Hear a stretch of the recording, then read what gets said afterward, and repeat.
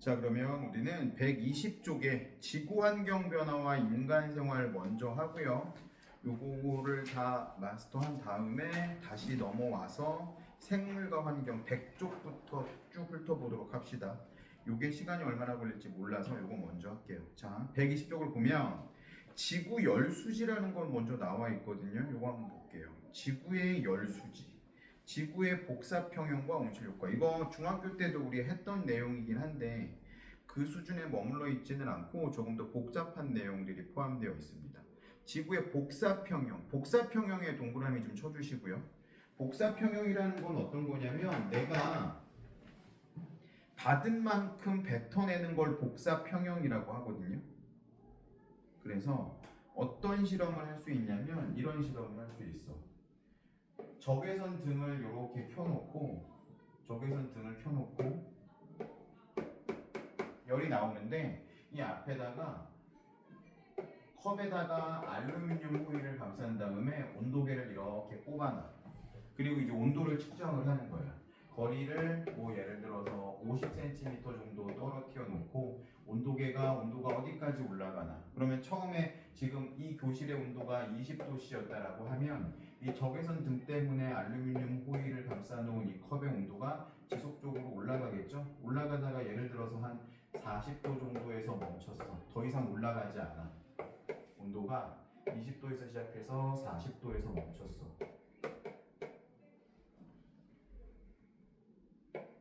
20도씨에서 시작한 게 40도씨에서 멈췄어. 그리고 더 이상 올라가지 않아. 이 상황을 평형 상태라고 하는 거죠. 그렇죠? 그러면 조심해야 될 게 뭐냐면 평형이라는 건 흡수하는 에너지와 얘가 방출하는 에너지가 있을 거거든요. 흡수하는 에너지, 방출하는 에너지가 있는데 복사평형 상태라는 건 흡수하는 에너지와 방출하는 에너지가 같을 때를 복사평형이라고 하는 거거든요. 그러면 여기서 가 구간하고 나 구간으로 나눈다라고 하면 가 구간은 흡수하는 에너지가 방출하는 에너지보다 많은 구간을 이야기하는 거야. 그러니까 온도가 지속적으로 올라가는 거고 나 구간은 복사평형 상태인 거지. 흡수하는 에너지하고 방출하는 에너지가 똑같은 상황이 되는 거죠. 이런 상황인데 지구의 열수지가 지구의 복사평형이라는 얘기는 지구가 어디서부터 에너지를 흡수하겠어요? 하나밖에 없잖아. 지구가 에너지를 흡수할 때는. 그렇죠? 태양 에너지. 태양에서 흡수하는 에너지하고 지구가 이걸 뱉어내는 에너지가 같다. 근데 이게 조심해야 될 게 뭐냐면 태양에서 흡수하는 에너지, 태양에서 우리 지구한테 어떤 형태의 에너지를 전달을 해주냐면 복사 에너지를 주거든요. 그래서 태양 복사 에너지라고 해요. 태양 복사 에너지가 지구에 도달을 하면 지구에서도 복사 에너지를 우주 공간으로 방출하거든요. 그래서 화살표 너머의 두 번째 줄에 거기다 밑줄 좀 치십시다. 지구의 연평균 기온이 일정하게 유지된다. 지구의 연평균 기온이 몇 도 정도 되는지 알아요? 교재에는 밑에 나와 있긴 한데 지구의 연평균 에너지는 15도씨 정도 돼요. 연평균. 그리고 지구랑 똑같은 궤도를 돌고 있는 행성이 있거든요. 위성이지 위성. 달하고 지구하고 태양까지의 거리는 똑같단 말이야. 그치? 왜냐면 태양이 여기 있으면 지구가 태양을 돌고 있고 지구 주위를 달이 돌고 있으니까 평균적으로 태양까지 거리가 똑같다라고 보는 거란 말이지. 근데 지구의 평균 온도는 15도인데 달의 평균 온도는 마이너스 18도예요. 이 차이가 어떻게 나타나는 거냐면 지구는 대기에 덮여 있다라는 거. 달에는 대기가 없거든요. 달에는 대기가 없고 지구는 대기가 있고. 그래서 대기가 지구를 감싸고 있기 때문에 지구가 온실 효과가 일어나서 따뜻해진다. 그 밑줄 쳐 있네요. 온실기체가 태양 복사 에너지를 대부분 통과시키고 지표에서 방출되는 지구 복사 에너지를 흡수했다가 일부를 지표로 재복사해서 대기가 없을 때보다 대기가 있을 때 더 높은 온도로 유지되는 효과라고 한다. 온실기체 온실기체는 얘만 좀 밑줄 쳐주세요. 수증기, 이산화탄소, 메테인, 산화이질소, 오존. 이런 애들을 온실기체라고 하는데 말이 너무 길어. 온실효과 지금 설명되어 있는 게. 온실이라는 거 우리가 뭔지 알잖아. 그쵸? 빛을 받아서 에너지를 보관하는 걸 온실이라고 하잖아. 직관적으로. 그쵸? 그럼 지구가 이런 식으로 유리 온실에 들어가 있는 것 같은 느낌이다 라고 생각하면 되는 거고, 그거에 해당되는 기체들이 이런 것들이야. 이산화탄소, 수증기, 메테인, 산화이질소, 오존. 이런 애들. 근데 이게 중요한 포인트가 뭐냐면 온실기체들이 태양 복사 에너지는 통과시킨대. 그 얘기는 뭐냐면 태양 복사 에너지를 흡수하지는 못한다라는 뜻이야. 근데 뭘 흡수할 수 있냐면 지구 복사 에너지를 흡수한대요. 이거 되게 중요한 건데 왜 그러냐면 태양 복사 에너지는 지구에 어떤 식으로 전해지냐면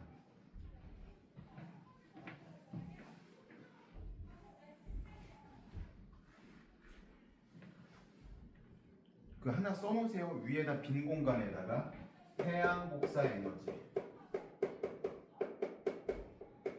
태양 복사 에너지는 자외선의 형태로 지구에 들어옵니다. 그러면 지구가 복사하는 에너지, 지구가 태양 복사 에너지를 받아가지고 뱉어낼 텐데 지구 복사 에너지는 지구가 뱉어내는 지구 복사 에너지는 적외선의 형태로 뱉어내. 이 차이가 뭐냐면 자외선이 훨씬 더 많은 에너지를 가지고 있거든요. 자외선이 훨씬 더 많은 에너지를 가지고 있는 거고 직접적으로 태양에서는 핵반응이 일어나서 이런 열이 전해지는 거고 지구는 태양열을 받아가지고 덮여진 거기 때문에 자외선 정도의 센 에너지를 뿜어낼 수가 없어. 그래서 자외선에 의해서 데펴진 지구가 적외선을 뱉어내는데 우리가 방금 이야기했던 이 온실기체들이 자외선은 그냥 통과시키고 이 적외선을 머금을 수 있는 거야. 그러니까 이런 거지. 이제 밑에 표를 보면 더 자세하게 할 텐데 태양에서 100만큼의 에너지를 줬어요. 이 그림을 보면서 지구 열수지 그림을 보면서 합시다. 태양에서 100만큼의 에너지를 줬는데 대기에서 반사가 되고 지표면에서 반사가 돼가지고 전체적으로 100에서 그냥 튕겨나간 게 한 30% 정도 돼.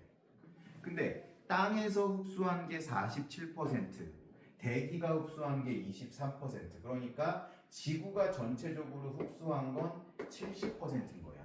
태양에서 100. 그러니까 이거를 그냥 숫자로 봐도 상관없어. 태양에서 100을 줬는데 지구가 70만 흡수하고 30은 그냥 뱉어낸 거야. 그러면 지구는 사실 70만큼만 에너지를 가지고 있는 거잖아. 근데 아까 여기서 본 것처럼 평형 상태라고 했으니까 흡수한 만큼 방출을 해야 되는 거거든. 그러면 빨간색으로 지구 복사 에너지라고 되어 있는 거 보니까 우주 공간으로 나가는 게 딱 70만큼 지금 나가고 있지. 그러면 이게 성립이 되는 거란 말이야. 복사 평형. 70을 흡수했는데 70만큼 지금 빨간색으로 나가고 있어. 그러면 평형 상태를 유지하는 건데 근데 온실 효과는 왜 일어나는 거냐면 자 보세요. 지표면이 116을 방출하고 있네. 지표면에서 흡수한 게 47밖에 안 되는데 이건 어떻게 된 거냐면 대기에서 흡수한 것들이 지구에서 지표면에서 방출한 것들을 대기에서 흡수한 걸 다시 지표면으로 뿌려주는 양이 있어. 98만큼. 이거 이해를 좀 해야 될 필요가 있는데 이런 거라고 생각하면 돼요. 내가 예를 들어서 여기 있는 어떤 가상의 어떤 사람한테 핫팩을 들고 있다가 내가 갖고 있던 핫팩을 이 친구한테 줬다라고 한번 가정해 볼게요. 근데 이 친구가 내가 주는 거는 너무 더러워서 만지고 싶지도 않아. 그래가지고 내가 이렇게 딱 전해주면 내가 못 볼 때 이렇게 툭 쳐버리는 거야. 그냥 만지지도 않고 쳐버려. 그럼 이 친구의 손을 계속 차갑겠지.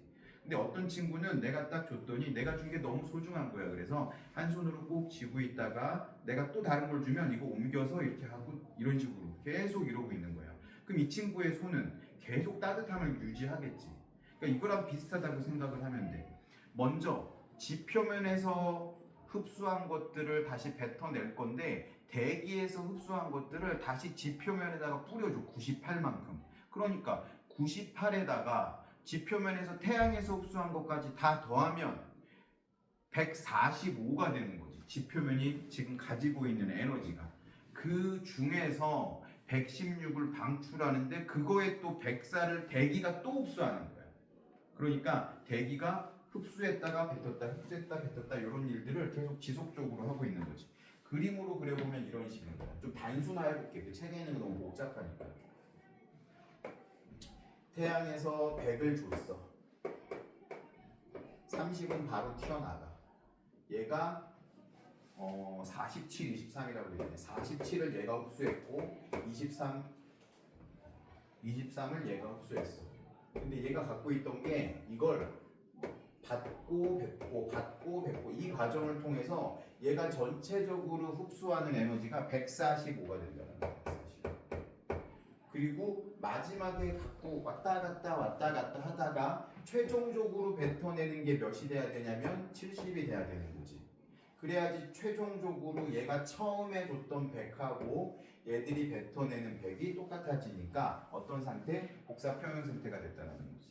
그래서 이런 문제가 나오면 어떤 식으로 나올 거냐면 복잡하잖아. 이거 숫자를 다 외울 필요 없어. 어차피 문제에서는 숫자가 주어지기 때문에 우리가 볼 거는 뭐냐면 오케이 그러면 대기가 흡수한 양은 얼마인지 대기가 방출한 양은 얼마인지 이 두 가지만 보면 되고요.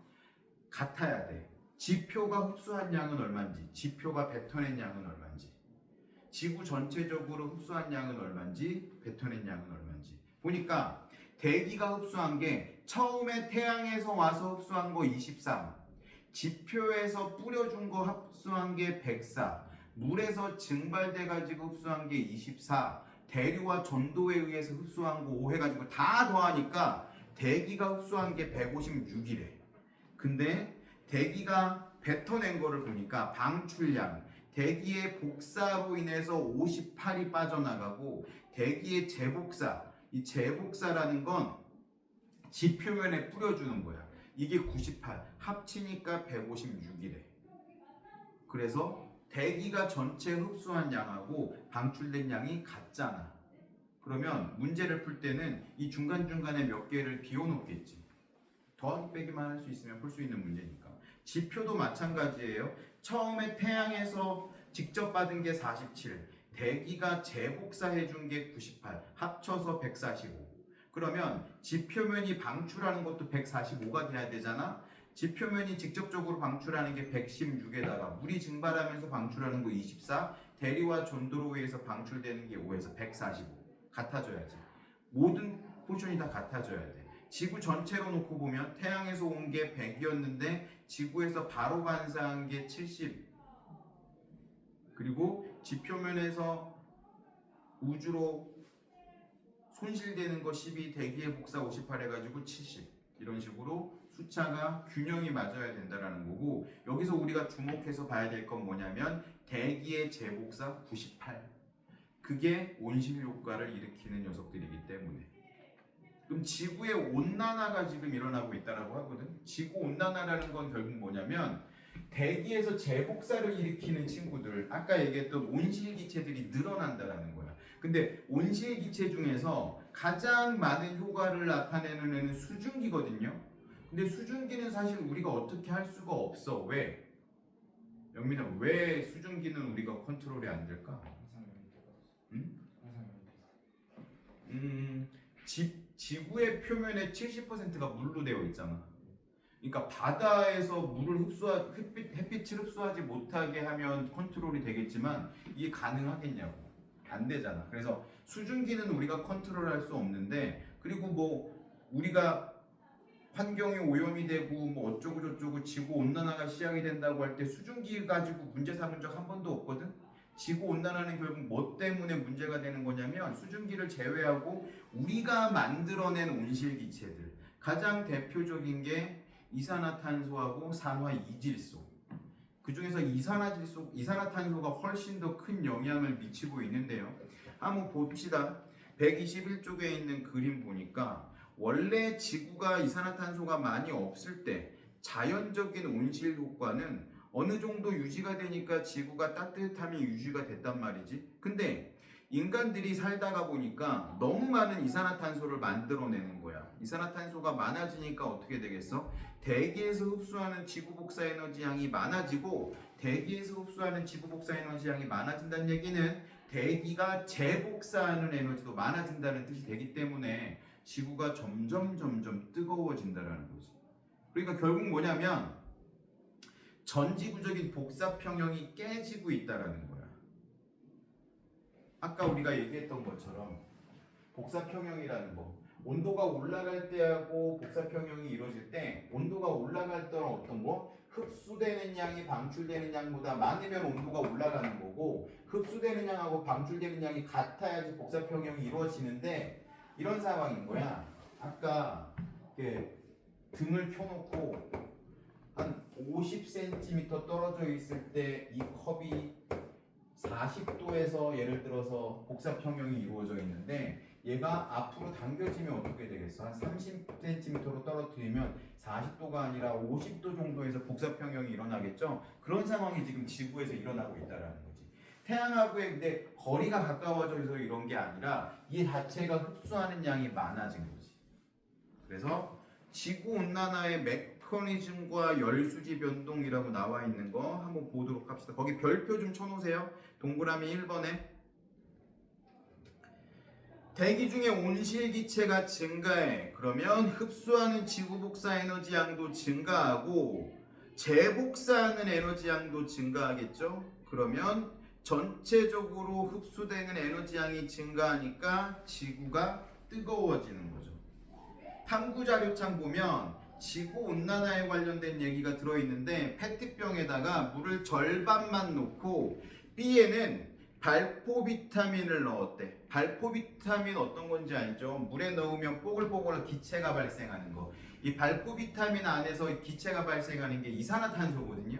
그러면 병 A하고 B가 있었는데 페트병 B에만 발포 비타민을 넣었으니까 페트병 B는 이산화탄소가 증가하는 거겠지. 그리고 지금 등을 켜가지고 온도를 높여주고 있으니까 어떻게 되냐면 똑같은 시간 동안 똑같은 거리에 떨어져 있는 두 개의 병인데 B가 복사평형을 이뤘을 때 온도가 더 높네. 왜 그러겠어? 온실기체인 이산화탄소 양이 B가 훨씬 더 많이 들어있을 테니까. A에는 이산화탄소가 1%도 안 될 거야. 왜냐면 공기 중에 이산화탄소는 0.1%도 안 되거든. 근데 발포 비타민을 풀어 넣으면 이산화탄소의 양이 엄청 늘어나기 때문에 B의 온도가 훨씬 올라가네요. 그래서 동그라미 2번 최근 지구 온난화의 원인 두 번째 줄에 온실기체 주로 이산화탄소 농도의 증가. 화살표 너머에 밑줄 좀 칠게요. 산업혁명 이후에 화석연료 사용량의 증가. 이게 제일 크고요. 토지 개발하면서 땅에 심겨져 있던 나무들을 다 베내니까 광합성량이 줄어들어서 이산화탄소량이 증가하는 것도 있고, 삼림벌목, 과잉방목 이런 거.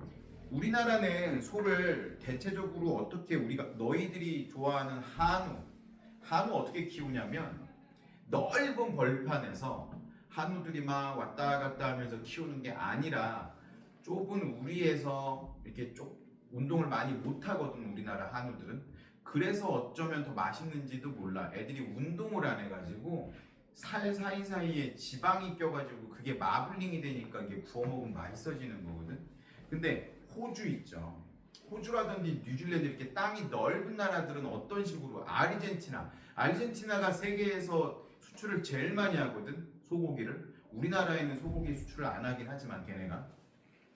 아르헨티나 어떻게 키우냐면 그냥 어마어마하게 넓은 평원에 소들이 뛰어댕겨. 촤일 뛰어댕겨. 그럼 그거 잡으러 말 타고 다녀. 카우보이라고 하잖아 그런 사람들을. 근데 걔네들이 뛰어다니던 그 벌판이 애초부터 벌판이었냐? 아니야. 거기 숲이었단 말이야. 숲이었는데 그 나무들을 다 베버리고 거기를 평원으로 만들어버린 거야. 왜? 소들이 나무를 먹지 않거든. 소들은 풀을 먹거든.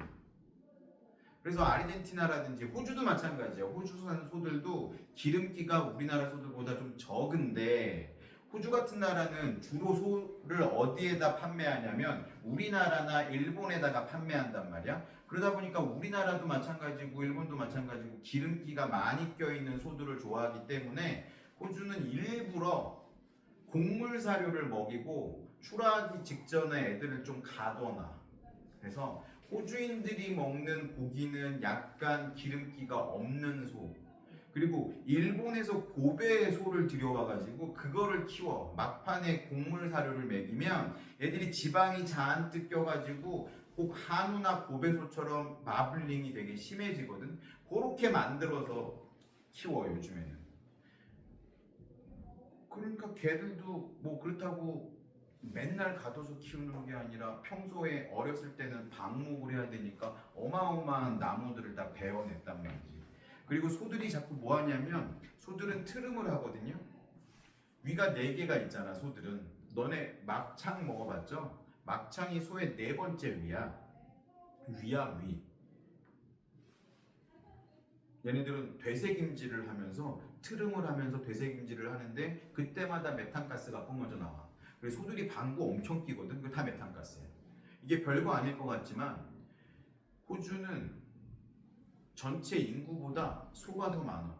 아르헨티나는 한 전체 인구보다 소가 한 2배 내지 3배 정도 되고, 뉴질랜드도 마찬가지고 뉴질랜드는 양이 많은데 양이 전체 인구 수보다 많단 말이야. 걔네들이 뿜어내는 이 메탄가스들도 온실가스 중에 하나고, 메탄가스 뿜어내지, 나무 다 베나가지고 이산화탄소 흡수 못하지, 이런 것들 때문에도 엄청나게 증가하고 있다라는 거. 그래서 결국은 이산화탄소가 어마어마한 온실가스로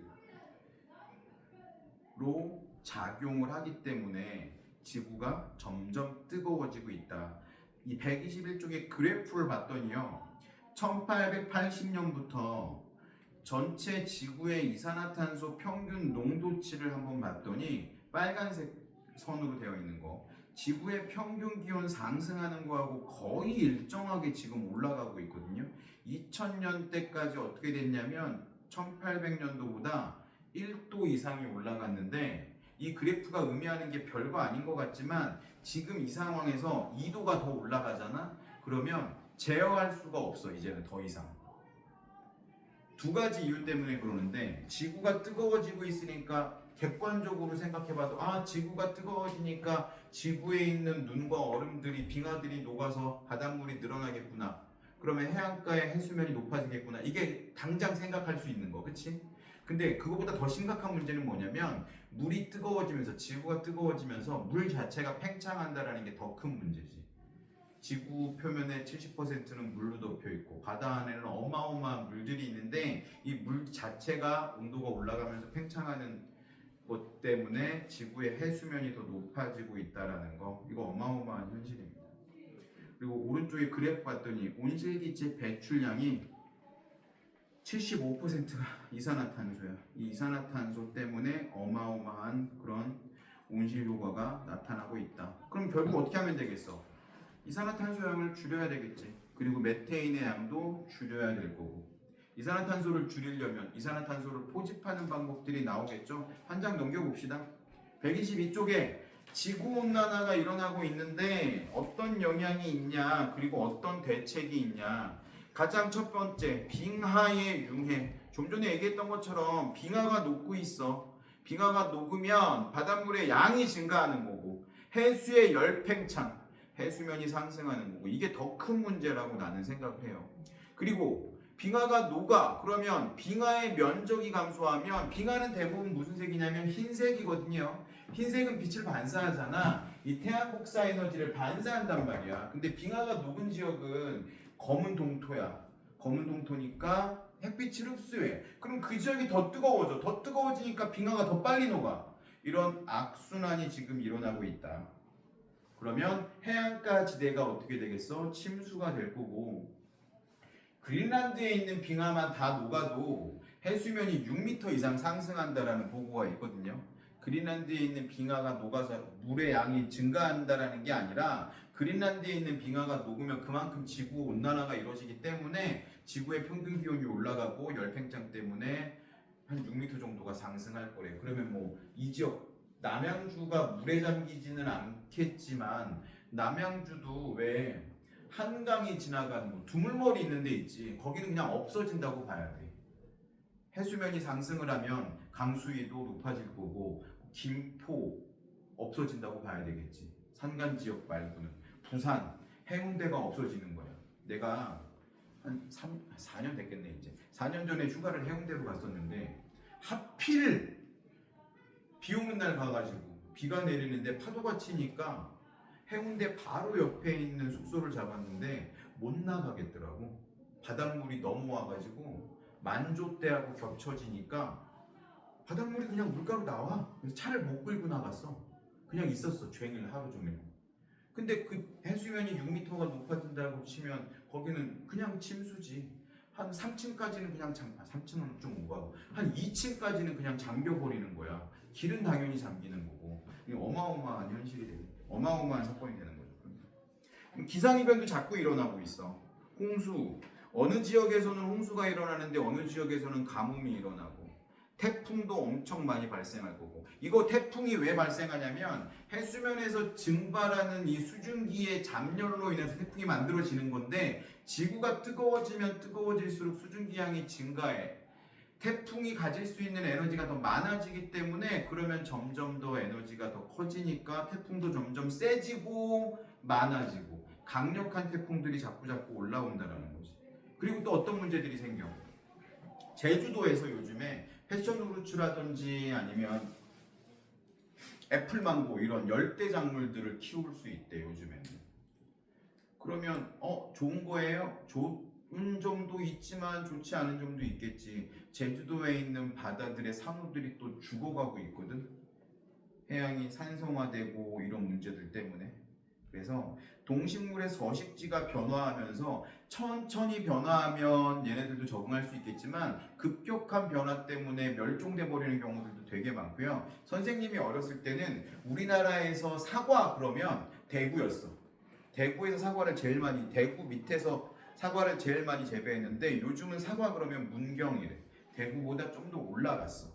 사과를 재배하는 곳들이 청송, 문경 막 이런 데서 사과 많이 재배하거든요. 그러다 보니까 점점 위치가 올라가고 매년 개나리라든지 진달래가 개화하는 시기가 점점 또 빨라지고 있다는 문제도 생기고 있고. 그래서 이게 자연에서 적응하는 속도보다 지금 온도 변화가 너무 빠르기 때문에 여러 가지 동식물들의 그런 혼란한 상황이 이어지고 있다. 그러면 어떻게 하면 될까? 온실기체를 줄여야 되겠죠. 온실기체 줄이려면 화석연료를 줄여야 되는데 화석연료 줄이는 게 쉽지는 않겠죠. 거기다 밑줄만 일단 쭉 쳐놓읍시다. 화석연료 사용량 줄이기, 신재생 에너지 개발, 에너지 효율을 높이는 기술 개발. 이거는 지난 시간에 다 공부했다. 그쵸? 그리고 숲의 면적 늘리기, 국제협약, UN 기후변화 협약이 있는데 지켜지지가 않아서 문제죠. 자, 그런 것들이 있다. 요것들은 이제 학교에서 아마 수행평가로 요런 것들을 할 거야. 지구온난화의 대책을 한번 세워보세요. 이런 것들 수행평가 할 건데 한 번씩 고민을 해볼 필요는 있죠. 실제로 이산화탄소를 어떻게 하면 줄일지, 뭐 과학적인 방법을 너희한테 연구하라는 게 아니라 일상적으로 우리가 생각할 수 있는 범위 내에서 하자는 거지. 숲의 면적을 늘리자고 하는데 공간이 있어야 숲의 면적을 늘릴 거 아니야? 그러면 당연히 우리 선에서 할 수 있는 건 아니고, 뭐 예를 들어서 건물 옥상에 정원 만들기라든지 이런 거, 우리가 할 수 있는 거, 뭐 재활용품 재사용하는 거를 좀 열심히 한다든지 이런 거, 우리가 생각할 수 있는 것들이 있을 수 있겠죠. 그런 것들을 한 번씩 생각해 보면 도움이 될 것 같고요. 개념 확인 문제 일단 한번 풀어보도록 합시다. 1번 핵심 체크 먼저 볼게요. 첫 번째 온실효과겠죠. 두 번째는 30. 태양 복사 에너지를 100이라고 할 때 30은 지표면과 대기에서 반사돼서 우주 공간으로 돌아가고 약 70은 지표면과 대기에 흡수한다. 지구 온난화, 대기 중에 온실기체의 양이 증가하면서 평균 기온이 상승하는 현상이고요. 대기 중에 온실기체의 농도가 증가하면 빙하의 융해와 해수의 열팽창으로 해수면이 상승하겠죠. 자, 1번 태양, 지구 높은. 2번은 OX. 지구의 현재 반사율 30% 맞고요. 지표에서 방출된 지구 복사 에너지가 그대로 우주 공간으로 빠져나가는 게 아니라 지구에 있는 온실기체에 의해서 흡수됐다가 다시 재복사되는 현상이 일어나고 있으니까 2번은 X. 4번은 왜 틀렸냐면 지구의 열수지가 변동되더라도 평균 기온은 일정하게 유지된다. 아니죠. 열수지가 변한다라는 얘기는 평균 기온이 높아지거나 낮아진다라는 뜻이 되겠죠. 3번 이산화탄소 농도가 증가할 때 열수지에서 증가하는 거. 이거는 니은과 디귿이 맞았겠네요. 지구에 들어오는 태양 복사 에너지의 양이 증가하진 않겠지. 지구에 들어오는 태양 복사 에너지 양이라는 건 태양에 의해서 결정나는 거니까 기억은 틀렸고. 4번 지구 온난화에 대한 설명으로 옳은 것은 동그라미, 옳지 않은 것은 X로 표시하시오. 최근 지구 온난화의 원인은 화석 연료의 사용량 증가, 숲의 면적 증가. 아니죠. 숲의 면적이 감소됐기 때문에. 그래서 1번 틀렸고 2번도 틀렸네요. 지구온난화의 영향으로 해수면이 상승하면 육지 면적이 증가하는 게 아니라 감소하게 되겠죠. 나머지 두 개는 맞았고요. 이렇게 하고 이제 엘니뇨와 사막화를 보도록 합시다. 123쪽에 제목이 이제 엘니뇨와 사막화인데 여기 칠판을 한번 봐주시면 대기대순환이라는 걸 쌤이 먼저 그려놨거든요. 이게 지구의 한쪽 면을 잘라놓은 거라고 생각하면 될 것 같아요. 여기 0도니까 여기가 뭐겠어요? 적도겠죠? 적도. 60도 N이야. 그러면 여기는 뭐겠어? 북극이 존재할 거고 가장 밑에가 남극이 존재할 거예요. 그럼 우리 곰곰이 한번 생각해 봅시다. 적도가 더 태양 에너지를 많이 받겠어? 남극이나 북극이 더 에너지를 더 많이 받겠어? 뭐 이런 걸 문제로 내 싶지. 당연히 적도가 더 에너지를 많이 받겠죠. 근데 생각해 봐야 돼요. 그럼 왜 적도가 에너지를 더 많이 받는지 생각해 본 적 있어요? 적도가 왜 남극이나 북극보다 더 많은 에너지를 받는지. 왜 그럴까? 이건 태양의 고도하고 관련이 있어요. 그러니까 이렇게 생각해 보면 좀 이해하기가 쉬울 것 같은데 여름은 겨울보다 훨씬 덥지. 근데 여름에 온도가 제일 더울 때가 언젠지 한번 생각을 해보자고. 아침에 해가 딱 떴을 때가 기온이 높겠어? 아니면 아침에서 해가 떠서 한낮에 태양이 머리 꼭대기에 있을 때가 기온이 높겠어? 머리 꼭대기에 있을 때가 기온이 높겠지? 당연한 거지. 태양빛을 더 많이 흡수할 수 있으니까 머리 꼭대기에 있다는 얘기는. 그럼 이렇게 반론할 수 있거든. 쌤, 아침에는 태양빛이 이제 막 들어오기 시작한 거니까 그렇게 뜨겁지 않은 거고 낮에는 태양 에너지를 충분히 흡수했으니까 더운 거 아니에요? 이렇게 얘기할 수도 있잖아. 그러면 저녁은 아침부터 꾸준히 태양 에너지를 흡수했으니까 그런 식으로 얘기하면 저녁에는 더 뜨거워져야 되거든. 근데 그렇지 않단 말이야. 저녁이 되면 다시 기온이 떨어진단 말이야.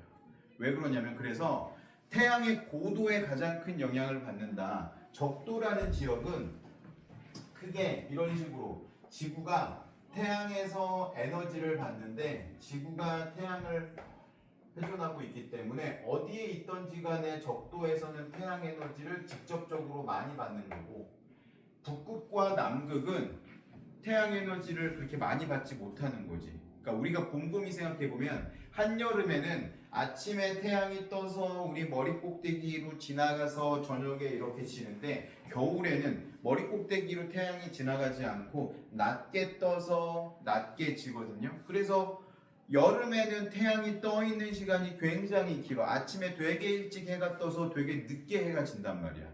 태양이 우리한테 비추는 시간이 더 많아. 근데 겨울에는 뜨는 것도 늦게 뜨지만 낮 시간 동안이라고 표현할 수 있는 햇빛이 비치는 시간도 절대적으로 줄어든다는 거지. 그러니까 태양의 고도가 낮아 겨울은.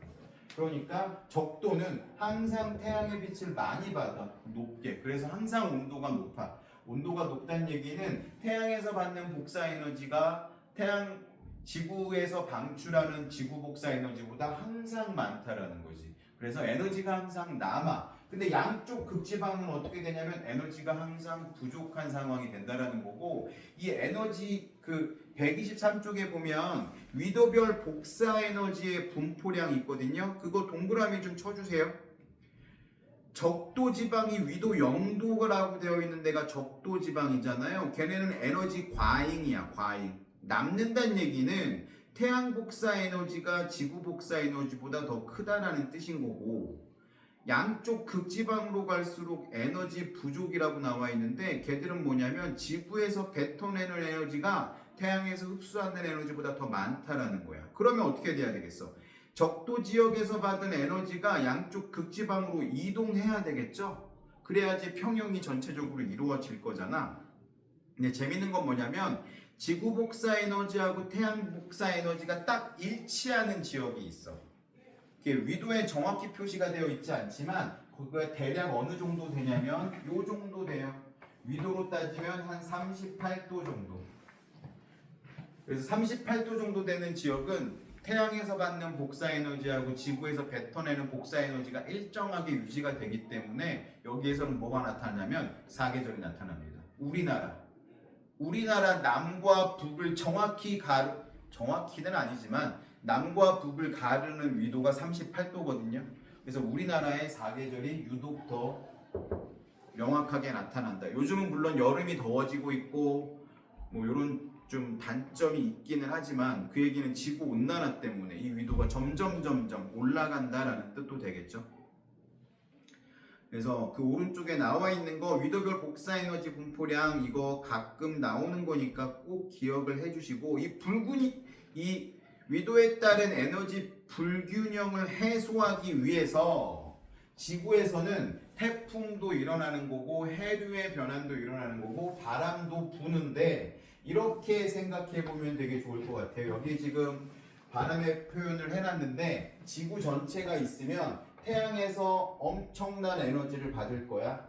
적도 지역이 엄청난 에너지를 받으면 여기서 상승이 일어날 거거든. 공기가 뜨거워지면 상승이 일어나겠죠.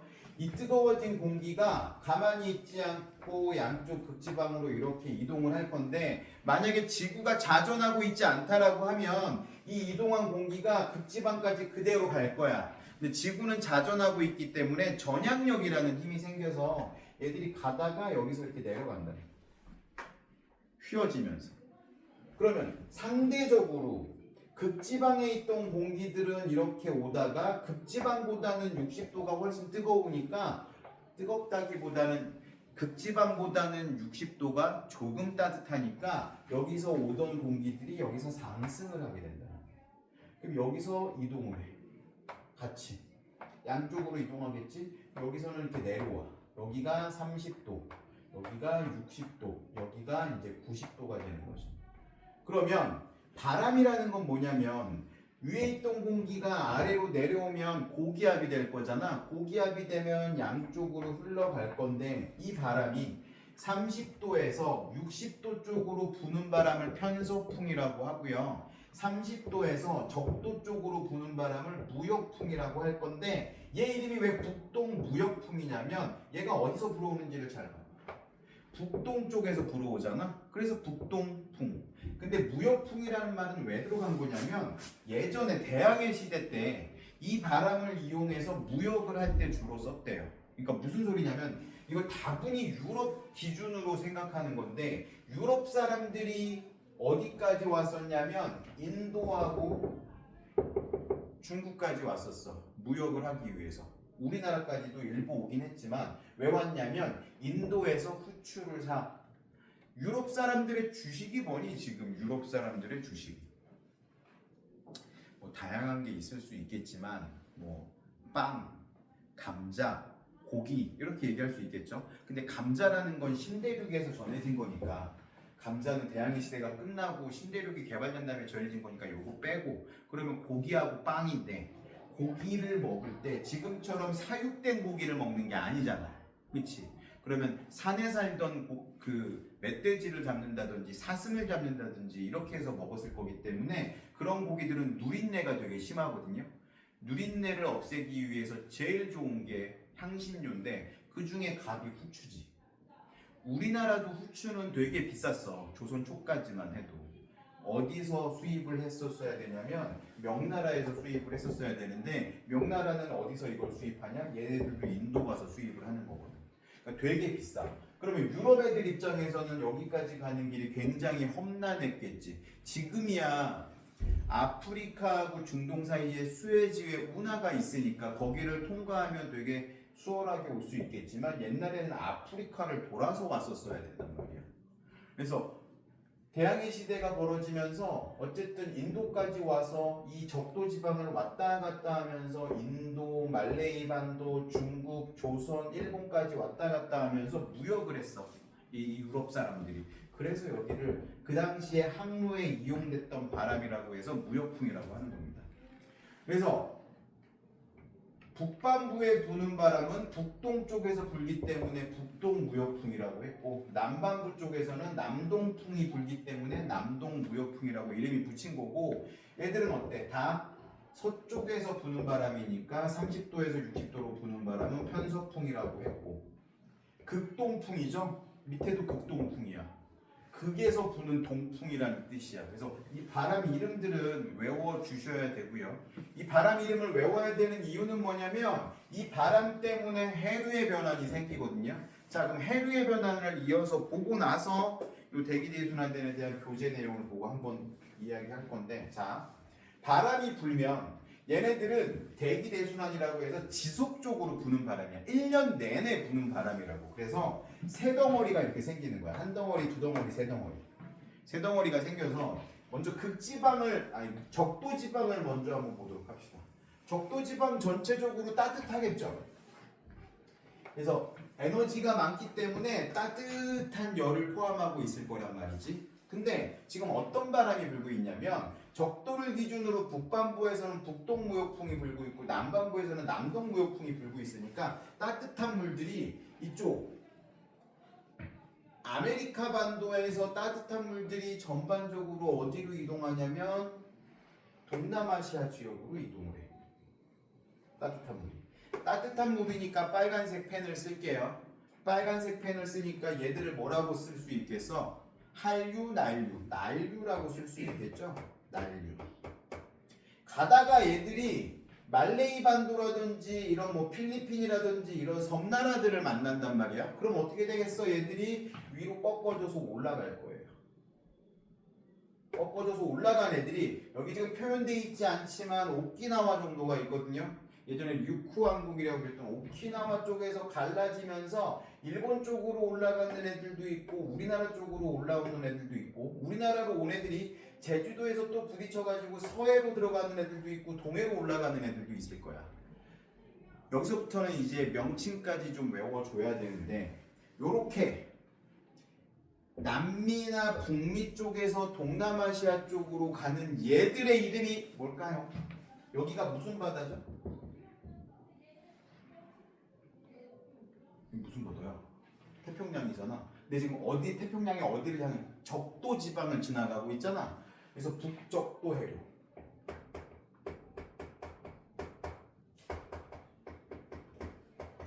얘는 남적도 해류.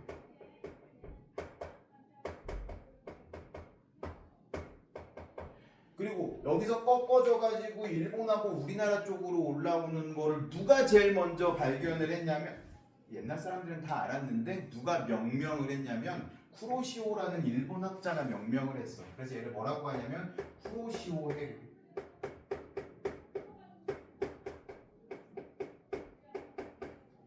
우리나라 동해안을 따라 올라가는 해류가 있거든요.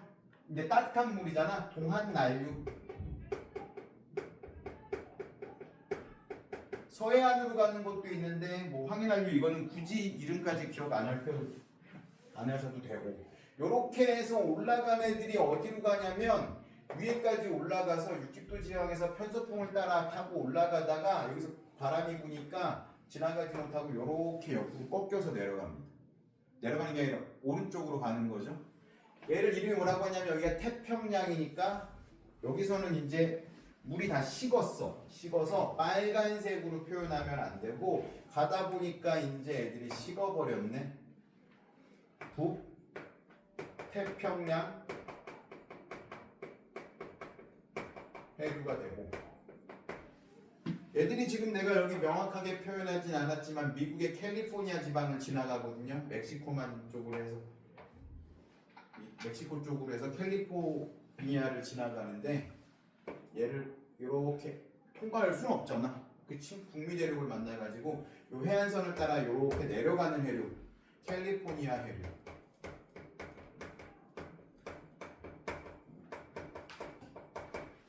요런 흐름이 생겨. 요렇게 오면 또 데펴지겠지? 데펴지면 또 요렇게 올라갈 거고. 그리고 이제 이 차가워진 물이 크게 흐름은 요렇게 가는데 이 위쪽에서부터 내려오는 찬물들이 있는데 여기에 이제 러시아의 부동항이라고 하는 블라디보스토크가 있거든요. 여기를 우리 이름으로 뭐라고 하냐면 연해주라고 불러. 연해주 해류.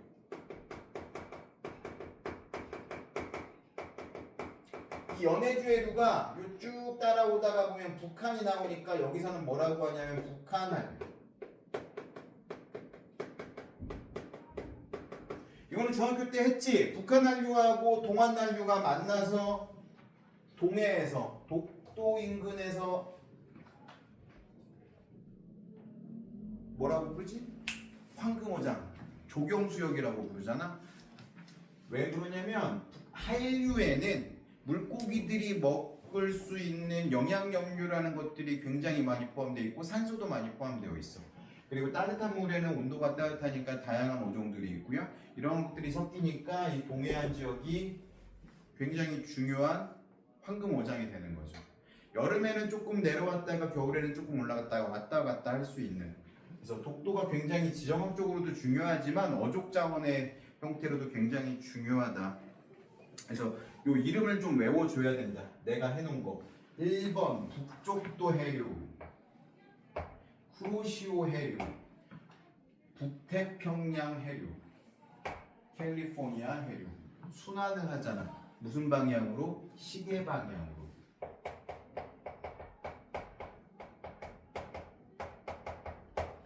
여기에서 멈추면 안 되고요. 남쪽도 한번 생각해 봅시다. 남쪽도 해류가 가다 보면 여기 이제 여러 섬나라하고 호주를 만나거든요. 근데 호주 기준으로 하면 여기가 동해안이고 여기가 서해안일 거잖아. 그래서 이 밑으로 뜨거운 물이 내려오는데 이 뜨거운 물을 뭐라고 하냐면 동오스트레일리아 해류.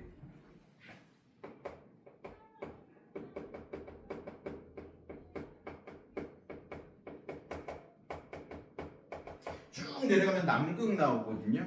내려가다 보면 여기는 남국순환 해류라고 해가지고 남극 근처니까 찬물이 돼가지고 이렇게 흘러갈 겁니다. 여기서 위로 올라가겠죠 이제 찬물인 상태로 데펴져가지고 다시 지나갈 거고. 이거는 굳이 외우지 않아도 상관없어요. 근데 이쪽은 외워줘야 돼. 자 여기도 똑같아. 대서양이거든요. 여기는 대서양에서 북쪽도 해류가 시작이 되고요. 멕시코만이야 여기가. 그래서 여기를 멕시코 만류.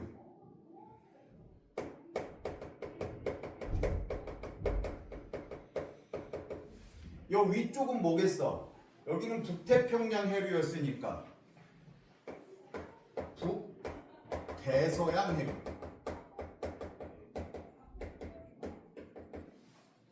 그리고 내려가다 보면 여기 이제 카나리아 제도가 있거든요. 카나리아 해류.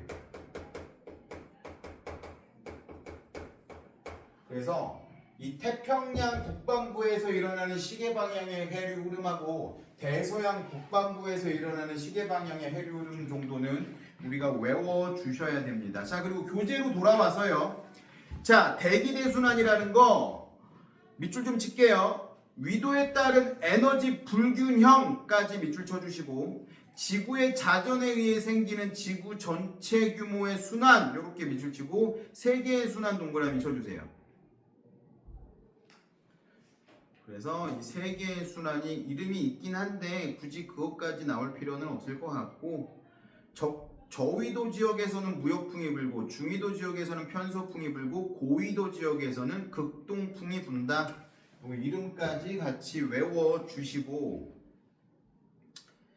이렇게 연중 부는 바람 때문에 해류의 흐름이 생기는 건데, 이 해류의 흐름, 난류와 한류를 구분해서 외워주셨으면 좋겠습니다. 자, 그러면 해류를 외우는 것까지 이야기했으니까 왜 굳이 이 해류를 외우라고 했냐? 이 해류 때문에 기온이 바뀌어. 지역의 기온이. 그래서 엘니뇨라는 현상이 있고 엘니뇨와 반대되는 라니냐라는 현상이 있는데 엘니뇨는 어떤 거냐면 적도 부분 동태평양의 수온 변화를 가지고 기준을 삼습니다. 자, 어디가 기준인 거냐면 적도 부분에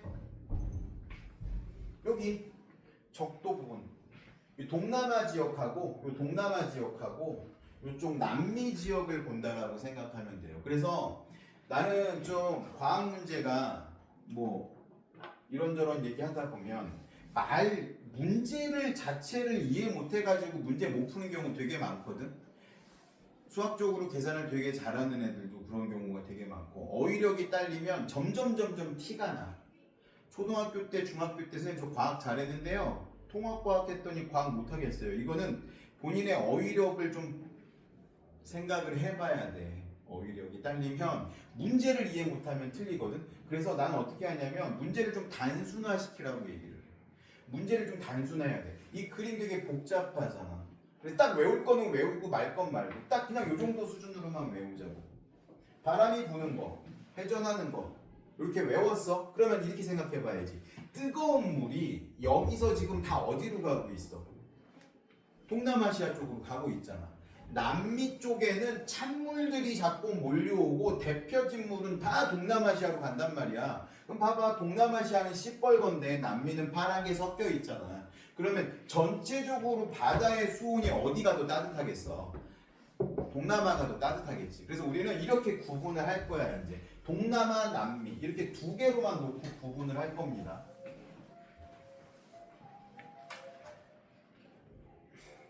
좀 길어질 것 같아서 잠깐 끊었다 갑시다. 자, 그러면 엘니뇨 한번 볼 건데요. 적도 부분 동태평양해역의 평균 수온이 평년보다 높은 상태로 일정 기간 지속되는 현상이래. 어디냐면 여기 얘기하는 거예요. 동태평양이잖아. 여기 이 지역. 잠깐 얘기했던 것처럼 평상시에는 여기는 서늘해야 되거든요. 왜 서늘하냐면 차가운 해류가 모여들고 있기 때문에 서늘해야 돼. 어디보다? 동남아시아보다. 근데 동남아시아보다 서늘해야 되는 이 지역이 따뜻해지는 현상이 생기는 거야. 몇 년마다 한 번씩. 그런 현상을 엘니뇨라고 합니다. 엘니뇨. 엘니뇨는 무슨 뜻이냐면 남자아이란 뜻이야. 스페인어로. 그럼 왜 스페인어를 쓰냐면 이 지역이 다 스페인어를 쓰는 지역이기 때문에 남자아이라는 표현을 쓰는데 대략적으로 이런 현상이 일어나는 게 12월 즈음부터 일어난대. 12월이면 크리스마스가 있는 시즌이라서 남자아이라는 표현을 써서 엘니뇨라고 하고요. 요거하고 반대되는 개념도 있어. 따뜻한 물이 너무 많이 가가지고 더 추워지는 시기가 있는데 이건 라니냐라는 표현을 하는데 라니냐는 여자아이라는 뜻이에요. 그러면 여기의 기온이 왜 평상시보다 따뜻해지냐 요거를 분석을 할 건데 뭐하고 연관이 있냐면 요 바람하고 연관이 있습니다. 북동무역풍과 남동무역풍.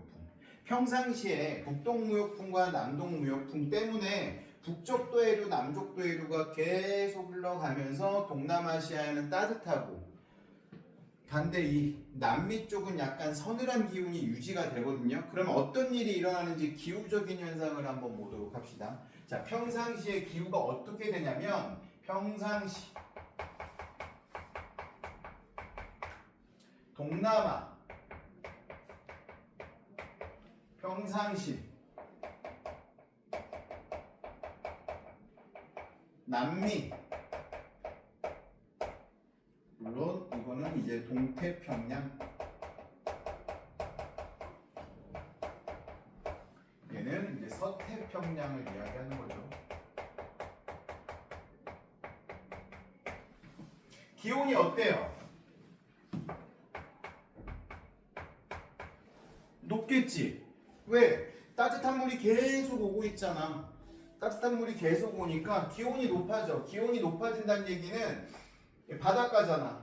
구름의 양이 많아진다는 뜻이고, 구름이 많아지면 비도 많이 온다라는 뜻이겠죠?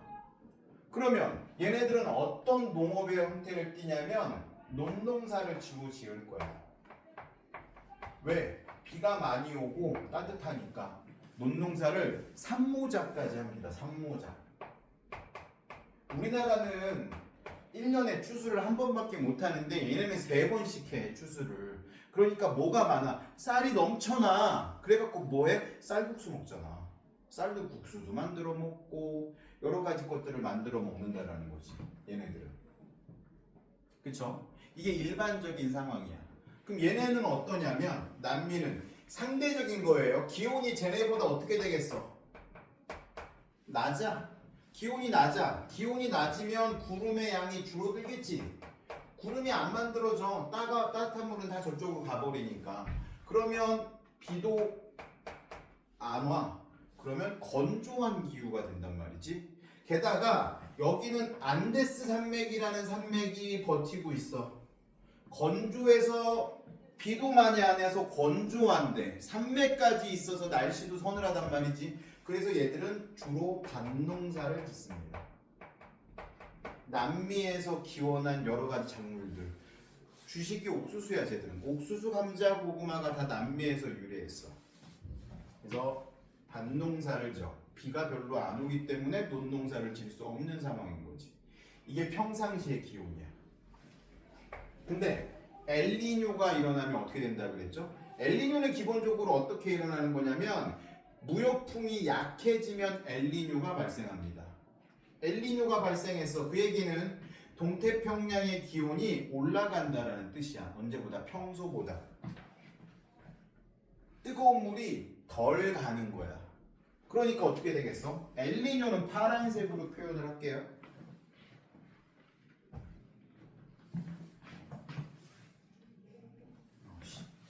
한참 찾았네. 엘니뇨가 일어나면 동남아시아의 기온이 내려갈 거야. 그러면 비가 덜 와. 가뭄이 들어.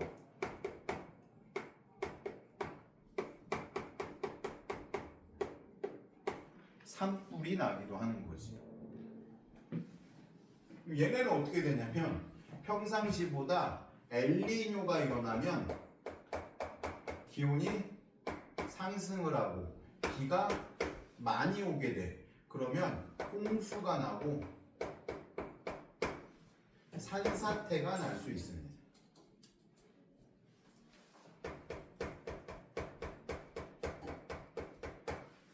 아, 그리고 얘네 밭농사를 짓는다고 했는데 동남아시아보다 어획량이 좀 높긴 해. 왜? 찬물이 오니까 먹을 게 많아서. 그래서 엘니뇨가 이러냐면 어획량이 감소합니다.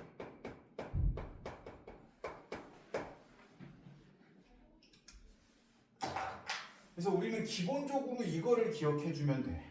평상시에 어떤 상황인지, 엘니뇨가 일어나면 어떻게 변하는지. 기준이 어디다? 동태평양이다. 남미 앞바다.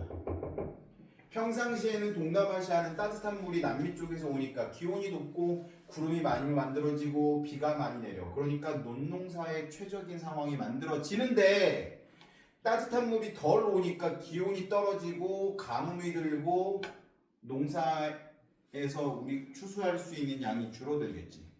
남미는 평상시에 기온이 서늘하고 비가 덜 와서 건조한데 그래서 밭농사를 지었었는데 대신에 어획량은 좀 있었단 말이야. 근데 엘니뇨가 일어나가지고 바람이 약해지니까 바람이 약해져서 엘니뇨가 일어나는 거겠지. 바람이 약해져서 엘니뇨가 일어나니까 뜨거운 물이 가다 말고 여기다 비를 만들어내. 구름이 생기면서 기온이 높아지고 비가 많이 내리니까 홍수가 일어나고 산사태가 일어나고 어획량은 줄어들고 이런 현상이 주기적으로 일어난다는 거지. 엘니뇨는. 자, 교재로 넘어와서요. 봅시다. 평상시에 대기대순환 무역풍으로 인해 적도 부분의 따뜻한 표층 해수가 서쪽으로 이동. 밑줄 치세요. 무역풍으로 인해서 적도 부분의 따뜻한 표층 해수가 서쪽으로 이동한대. 그러면 동태평양, 서태평양 나와 있잖아. 동태평양이라고 나와 있는 거 앞에다가 남미라고 적어주시고 서태평양 앞에다가 동남아라고 적어주세요. 이게 동태평양, 서태평양 하면 나중에 되게 헷갈리거든. 그러니까 동태평양에다가 남미, 서태평양에다가 동남아 이렇게 해야지 머릿속에 기억이 더 잘 될 거야. 동태평양에 좋은 어장이 형성이 된대. 날씨가 맑아. 비가 덜 내린다는 뜻이고요. 서태평양에 따뜻한 해수가 이동하니까 표층 수온이 높아. 그래서 상승 기류가 발생하니까 비가 많이 내린대. 이게 평상시야. 거기에다가 이것들도 적어 놓으세요. 동남아 기온이 높고 비가 많이 내리고 논농사까지 적어 놓으시고, 동태평양에는 기온이 낮고 이렇게 표로 써놔. 그냥 기온이 낮고 구름이 적고 비가 적고 밭농사 어획량 높고 이렇게 딱 해놔야지 머릿속에 들어오지. 이렇게 말로 주룩주룩 써 있으면 머릿속에 안 들어옵니다. 딱 요것만 적어 놓으면 되잖아. 엘니뇨일 때는 어떻게 되는지. 엘니뇨 용승이 약화되니까 어획량이 감소한데 평년보다 높아져. 기온이 어디에? 동태평양 남미 쪽이. 그러면 구름이 많이 생기니까 강수량이 증가해. 홍수가 발생했네. 그렇죠? 반대로 서태평양은 평균 수온이 낮아져. 하강 기류가 발생하니까 강수량이 줄어드네. 강수량이 줄어드니까 감과 산불이 일어나는 거죠. 이렇게 말로 나와 있는 걸 이렇게 딱 표로 써주는 게 훨씬 암기하기가 좋을 겁니다.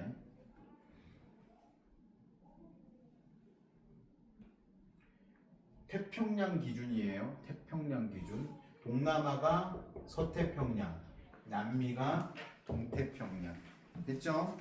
한 페이지 넘겨보시면 엘니뇨의 영향이라고 나와 있는 거 있어요.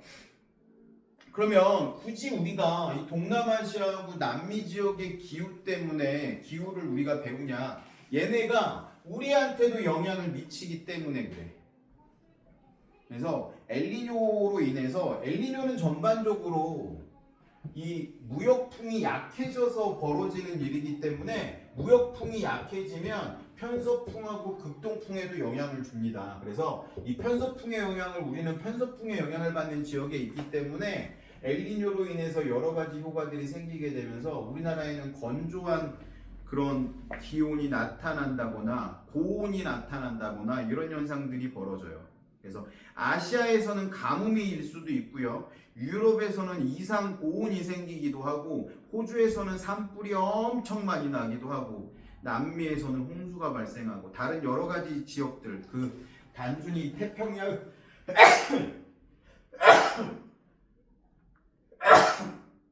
태평양 연안뿐 아니라 대륙 내부에서도 여러 가지 이상 기후가 생기기 때문에 요건 암기해 줄 필요가 있습니다. 그 다음에 사막화. 그리고 아까 엘니뇨하고 반대되는 개념이 라니냐라는 게 있었다 그랬죠? 라니냐까지 간단하게 이야기하면, 라니냐는 어떻게 되는 거냐면 기온이 높았는데 라니냐는 이 무역풍이 더 세져서 생기는 거야. 반대되는 거. 무역풍이 약해지면 엘니뇨였는데 무역풍이 세져. 그러면 뜨거운 물이 더 많이 오는 거야. 그러면 찬물이 흘러 들어가기도 하고, 이게 부족해지니까 심해에 있는 차가운 물이 솟아 올라오는 용승이라는 현상이 일어나거든요. 용승이 더 많이 일어나서 엄청 추워져요. 여기가 적도 인근인데도 불구하고 너무 기온이 떨어져. 그러면 밭농사도 안 될 정도로 서리가 내릴 정도로 추워집니다. 그럼 여기는 어떻게 되겠어? 기온이 더 올라가니까 비가 더 많이 내리겠지? 그러면 이번에는 라니냐 때는 여기서 홍수가 일어나겠죠.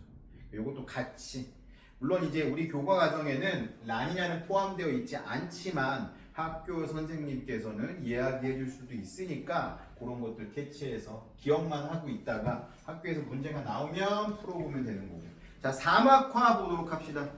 강수량 감소 때문에 사막 주변의 토지가 황폐해지는 거를 사막화라고 하는데요. 우리가 이제 오해하면 안 되는 게 사막이라는 거 딱 하면 생각나는 환경이 있지.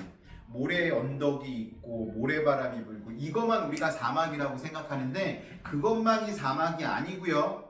연평균 강수량이 250mm 이하인 건조한 지역은 다 사막이라고 불러. 그러니까 어디도 사막이냐면 이 시베리아의 북극 근처에 있는 툰드라 지역, 거기도 사막입니다. 그걸 우리가 한대 사막이라고 하고요. 온대 지역에도 사막이 존재해.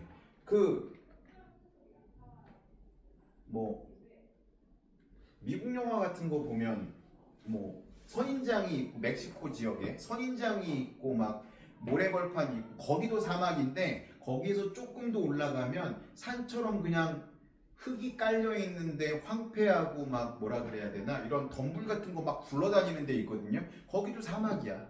똑같이 사막이야. 그래서 모래가 있고 막 모래 언덕이 바람 이런 데만 사막이 아니라 강수량에 따라서 우리가 사막이라고 한다. 이것도 같이 좀 기억을 해주시면 좋을 것 같고 주로 어디에 사막이 만들어지냐면 그거 밑줄 좀 칠게요.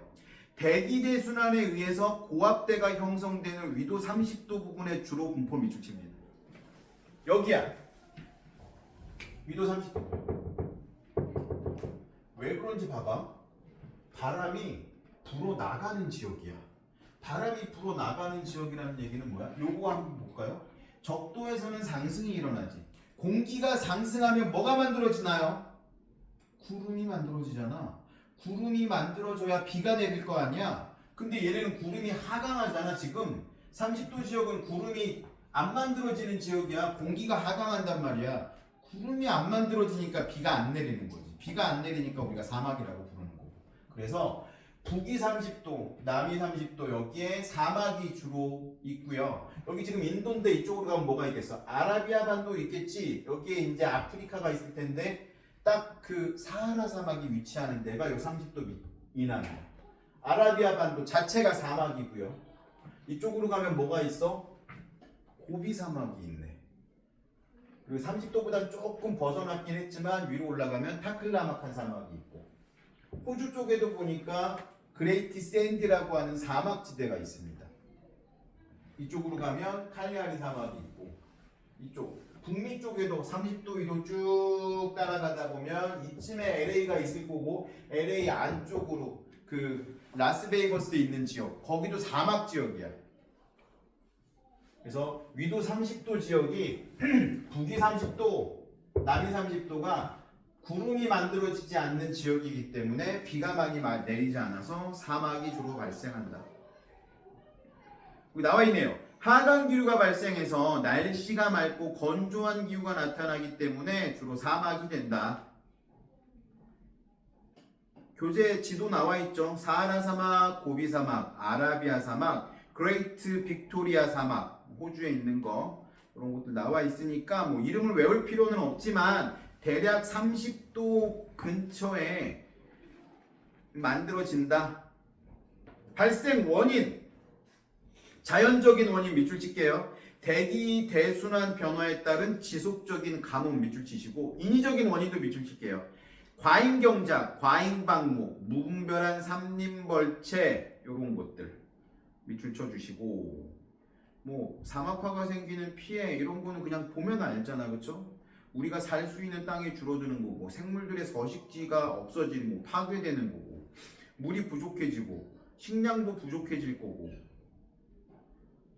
세 번째 점이 우리한테는 제일 중요한데 우리나라의 황사 빈도 증가 밑줄 칩니다.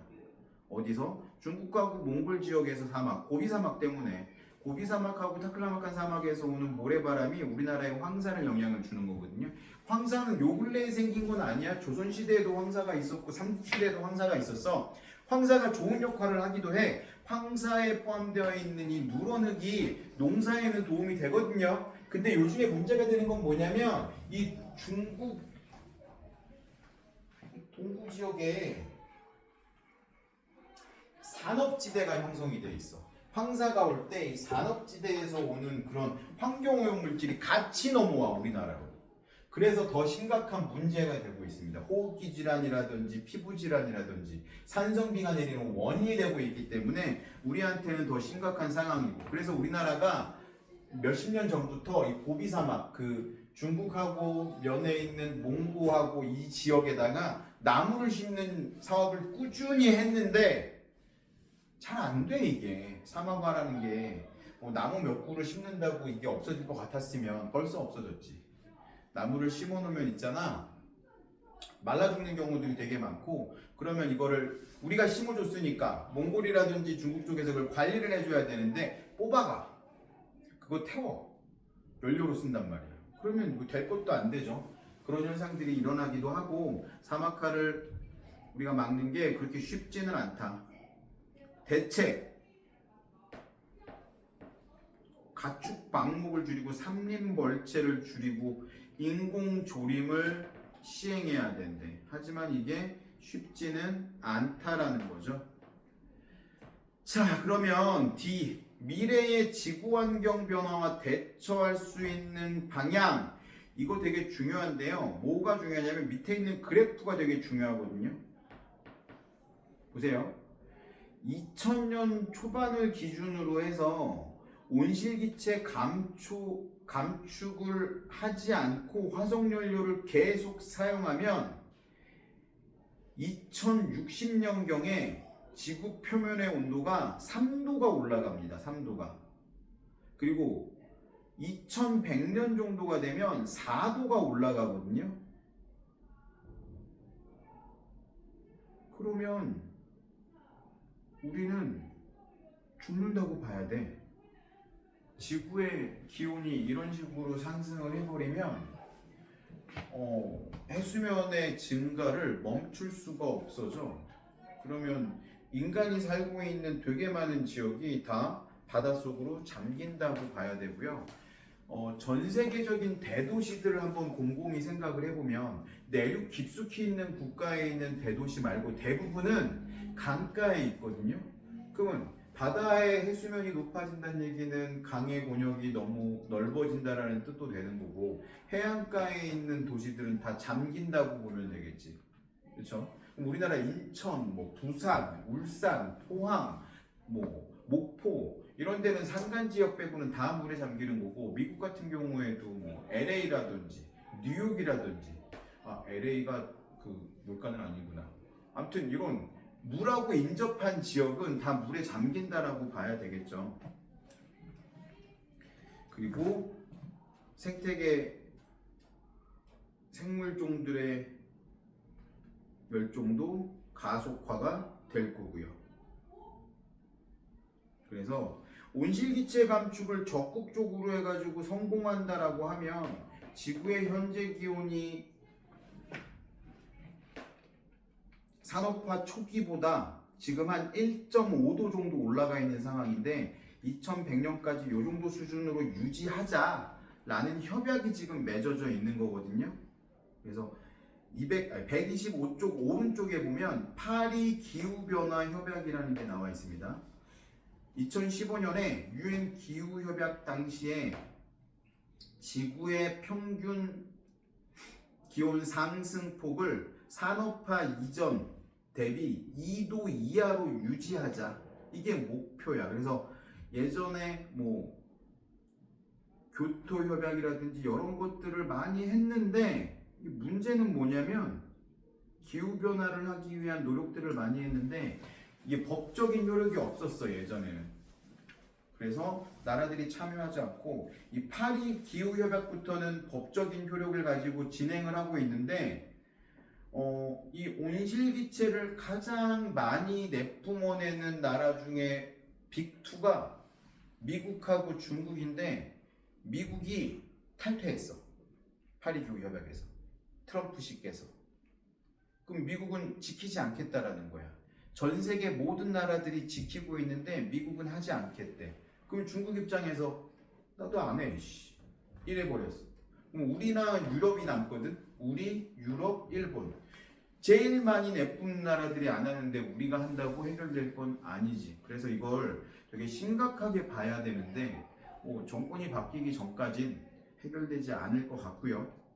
자, 기후변화 완화하는 노력, 이건 읽어보세요. 쭉 읽어보시면 요 문장들이 하나하나가 다 시험에 기억, 니은, 디귿에 답으로 나오니까 대중교통 이용하기, 적정한 냉난방 온도 준수하기, 일회용품 사용하는 것 줄이기, 지속 가능한 에너지 기술 개발하고, 친환경 재생에너지 사용하기, 에너지 효율 높이는 기술 개발하기, 삼림 조성, 이산화탄소를 제거하고 배출하는 기술, 그리고 가장 중요한 국제협약 가입, 기후변화에 대비 국제협약 가입, 이런 것들이 되게 필요할 거예요. 그래서 전반적으로 기온이 올라가는 거를 막아줘야 우리 다음 세대들이 안전한 지구에서 생활할 수 있게 되는 거겠죠. 그 밑에 나와 있는 개념 확인 문제 한번 풀어봅시다. 자, 개념 확인 문제 핵심 체크는 불러줄게요. 그냥 1번 무역풍, 2번 약화, 높은 상태, 4번 홍수, 5번은 가뭄.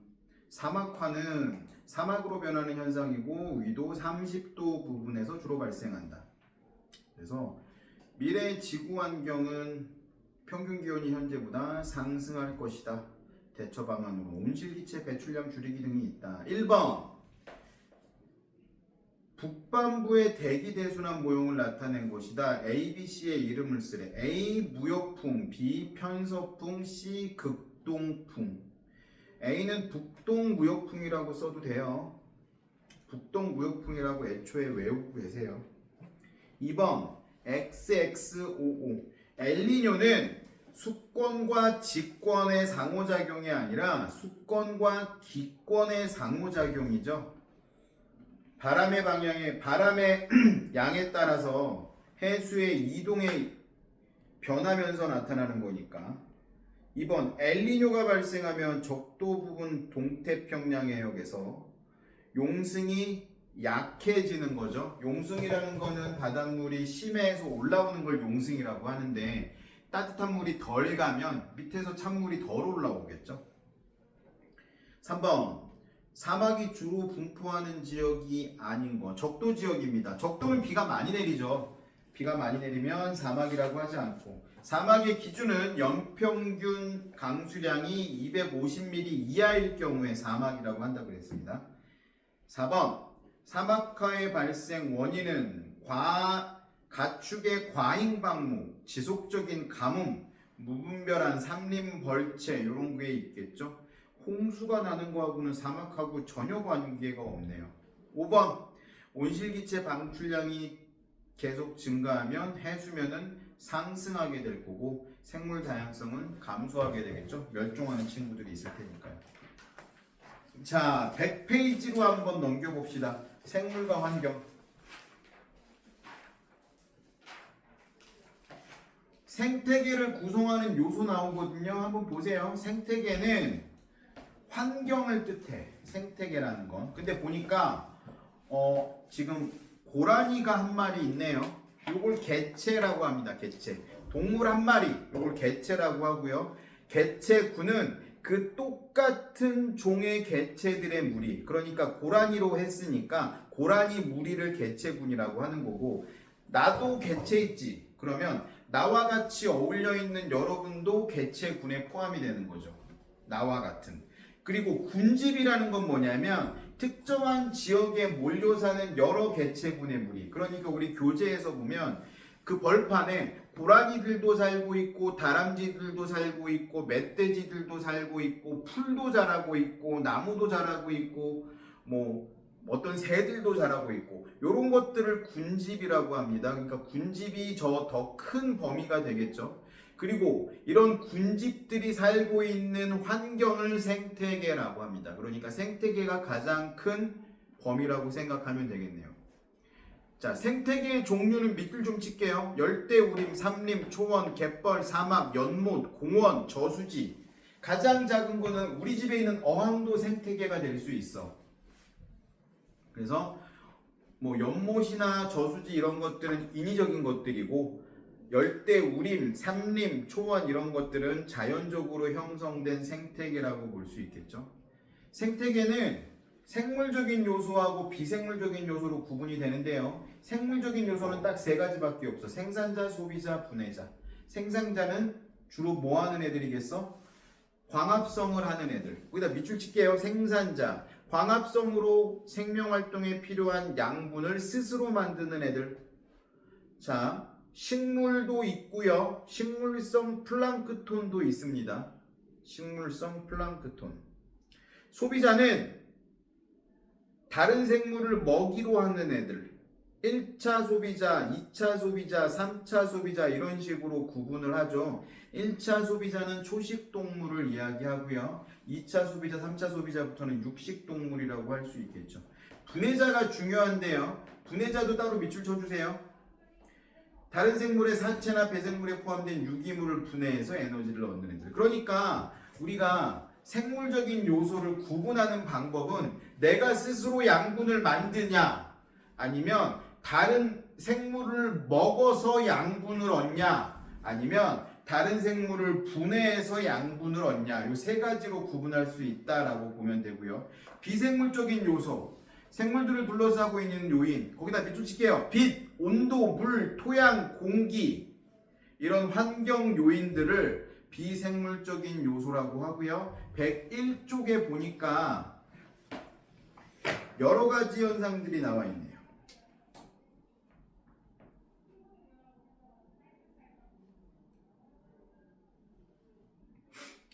생태계 내가 지금 그림으로도 그려놨거든요. 전체 생태계는 비생물적인 요소하고 생물적인 요소로 크게 나눌 수 있는데 생물적인 요소는 생산자, 소비자, 분해자라고 하고요. 얘네들끼리 서로 영향을 주고받는 걸 상호작용이라고 합니다. 생물적인 요소들끼리 영향을 주고받는 거 상호작용. 동그라미 3번에 있죠. 교재에는 생물 요소 사이에 서로 영향을 준다. 거기에다가 상호작용이라고 적어주시면 좋을 것 같고요. 까만색 동그라미 3번 옆에다가 상호작용. 그리고 비생물적인 요소들이 생물적인 요소에도 영향을 주겠지. 빛에 따라서 생산자가 생산할 수 있는 양이 달라질 거니까 이런 것들을 작용이라고 합니다. 까만색 동그라미 1번 작용. 그리고 이 작용 때문에 생산자가 광합성을 하면 산소를 뿜어내겠죠? 그러면 이 공기의 배합이 달라지겠네. 이런 것들은 작용에 의해서 일어나는 거기 때문에 반작용이라고 합니다. 동그라미 2번에다가는 반작용이라고 적어 놓으세요. 그래서 작용과 반작용 그리고 생물적인 요소들끼리 서로 상호간에 일어나는 것들은 상호작용이라고 해요. 뭐 토끼가 있는데 뭐 스라소니가 토끼를 잡아먹었어. 그러면 토끼의 양이 줄어들고 스라소니들은 점점 늘어나겠죠. 스라소니가 점점 늘어나면 토끼들의 양이 줄어들겠지. 토끼들의 양이 줄어들면 식물들이 자라는 속도가 늘어나겠네요. 이러면서 생산자가 늘어나고 생산자가 뭐 토끼들이 많아지면 생산자가 줄어들고 이런 개체군 사이사이에서 일어나는 것들, 생물적인 요소들 사이사이에 일어나는 것들은 상호작용이라고 할 수 있어요. 요거 101쪽 한번 풀어 보시길 바랍니다. 개념학입 문제 핵심 체크 1번 생태계, 2번 생산자, 3번 소비자, 4번 분해자, 5번은 비생물적인 요인. 일정한 지역에 사는 같은 종의 개체들이 무리를 이룬 건 개체군이라고 하고 여러 개체군들의 무리를 군집이라고 한다 그랬죠. 2번 생태계를 구성하는 요소들을 보기에서 고르시오. 생산자는 스스로 에너지를 만든다기보다 양분을 스스로 만드는 애들. 그러니까 벼, 소나무, 민들레 얘네들이 생산자가 되겠고요. 소비자는 다른 생물을 먹이로 해서 양분을 얻는 친구들이니까 여우, 토끼, 멧돼지가 되겠네요. 분해자는 다른 생물의 사체나 배설물을 분해해서 양분을 얻는 친구들이니까 세균, 버섯, 곰팡이가 되겠고, 비생물적인 요인으로는 물, 빛, 온도가 되겠네요. 자, 3번. 낙엽이 쌓여 분해가 되면 토양이 비옥해진다. 낙엽은 나무에서 떨어지는 거야. 생산자에서 떨어지는 건데, 생산자에서 떨어진 게 비생물적인 요인은 토양을 비옥하게 하는 거니까 니은에 해당할 거고요. 토양의 양분이 풍부해지면 식물이 잘 자라는 건 기억에 해당이 되겠네요.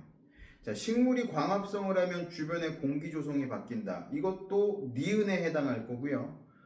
가을에 기온이 낮아지면 은행잎이 노랗게 변하는 건 기억에 해당이 되겠네요. 비생물적인 요인인 온도에 의해서 생물적인 요인인 은행잎이 변하는 거니까.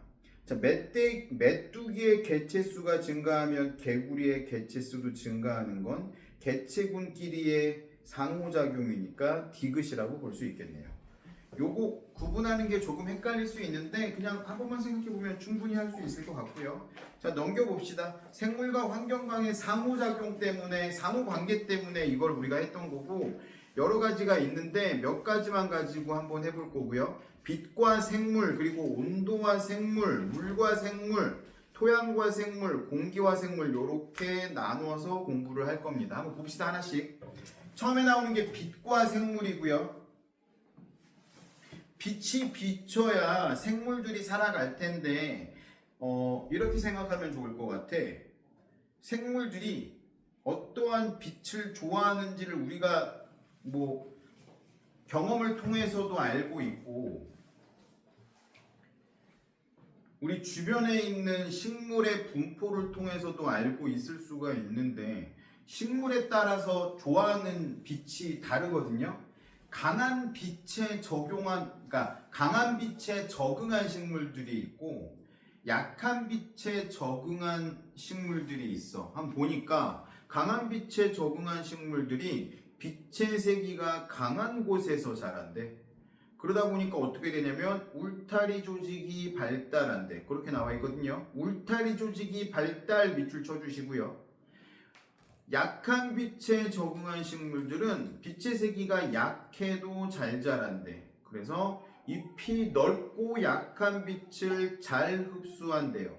밤나무, 산세베리아, 보스턴 고사리 이런 것들이 있다는데, 빛의 색이 그 밑에 있는 잎의 두께 한번 봅시다. 강한 빛을 받는 잎은 울타리 조직이라는 게 두꺼운데, 이게 뭐냐면 잎을 단면을 보는 거거든요. 이 표피세포, 이게 이 선으로 나와 있는 건 표피세포. 그리고 이 표피세포 바깥에 이렇게 나와 있는 세포들을 우리가 울타리 세포라고 하는데, 이 울타리 세포에 다 엽록체들이 들어있어요. 그러니까 광합성을 주로 하는 애들이 이 울타리 조직이라고 보면 돼요. 울타리 조직에서 광합성을 주로 하고, 그러니까 당연히 잎이 두꺼우면 울타리 조직이 많은 거니까 광합성을 잘할 수 있겠지. 강한 빛을 받아서. 근데 이 약한 빛을 받는 잎 같은 경우에는 울타리 조직이 발달하지 않았어. 대신에 어때? 잎이 넓어.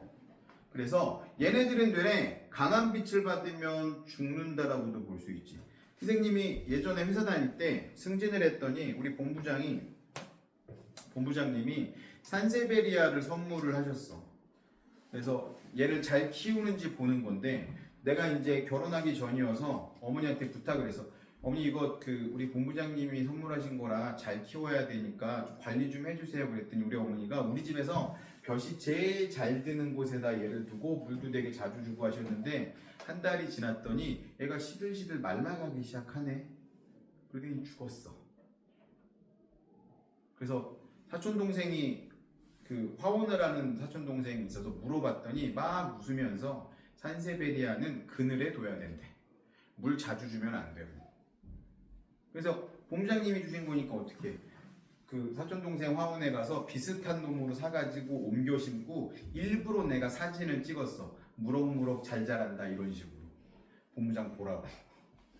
아, 이렇게까지 살아야 되나 싶은데 아무튼 그 시절에 그랬던 기억이 있어요. 그래서 뭐 너희들이 식물을 직접 키우는 친구들은 별로 없을 텐데 집에서 엄마 아빠가 이제 식물을 키우면 얘가 햇빛 곁에 두는 애들이 있고 햇빛을 안 보게 두는 친구들이 있거든. 식물들도 이런 것들을 보면 엄마가 이제 햇빛 잘 드는 데 주는 애들은 이런 강한 빛에 잘 자라는 식물이라고 생각하면 되고, 이걸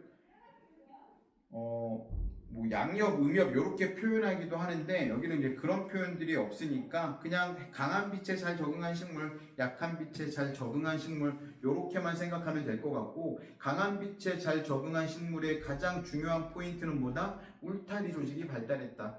울타리 조직이 발달하면 잎이 두껍다, 얇다, 두껍다. 그리고 약한 빛에 적응한 식물, 이걸 음엽식물이라고 하는데 음엽식물들은 일반적으로 잎이 넓다. 잎이 넓고 이게 한 나무에서도 나타나는 경우가 있어. 하나의 이런 나무가 있어. 이런 나무가 자란다고 생각을 해봅시다. 그러면 이 꼭대기에 있는 애들은 양엽이 나타나겠어? 음엽이 나타나겠어? 햇빛을 많이 받아? 적게 받아? 꼭대기에 있는 애들은 햇빛을 좀 많이 받겠지. 하나의 나무에서. 그쵸? 근데 이 밑둥 근처에 있는 잎들은 어때? 얘네들이 다 받고 그 사이사이로 흘러들어오는 빛을 받을 테니까 하나의 나무라고 해도 상대적으로 꼭대기에 있는 이파리들은 양엽인 경우가 많고 밑둥에 있는 이파리들은 음엽인 경우들이 많아요. 이렇게 구분하기도 하지만 아예 나무 자체가 양엽식물인 나무들, 나무 자체가 음엽식물인 나무들도 있다. 그럼 잎의 두께 그리고 어떤 빛을 선호하냐에 따라서 달라진다. 종류 이런 거를 굳이 외울 필요는 없지만 왜 어떤 기준을 가지고 이렇게 구분하는지, 누가 더 두꺼운지 누가 얇은지 정도는 충분히 이해를 해야 된다. 더 중요한 게 뭐냐면 2번이야. 2번 일조시관과 생물. 이게 재밌는 게 뭐냐면 꾀꼬리, 종달새 이런 작은 새들은 있잖아, 봄에 번식해요. 왜 봄에 번식하는지 한번 생각을 해봅시다. 봄에 번식하면 봄에 알을 낳는다는 얘기잖아. 그러면 새끼가 태어나겠죠. 초여름에 새끼가 태어날 거야.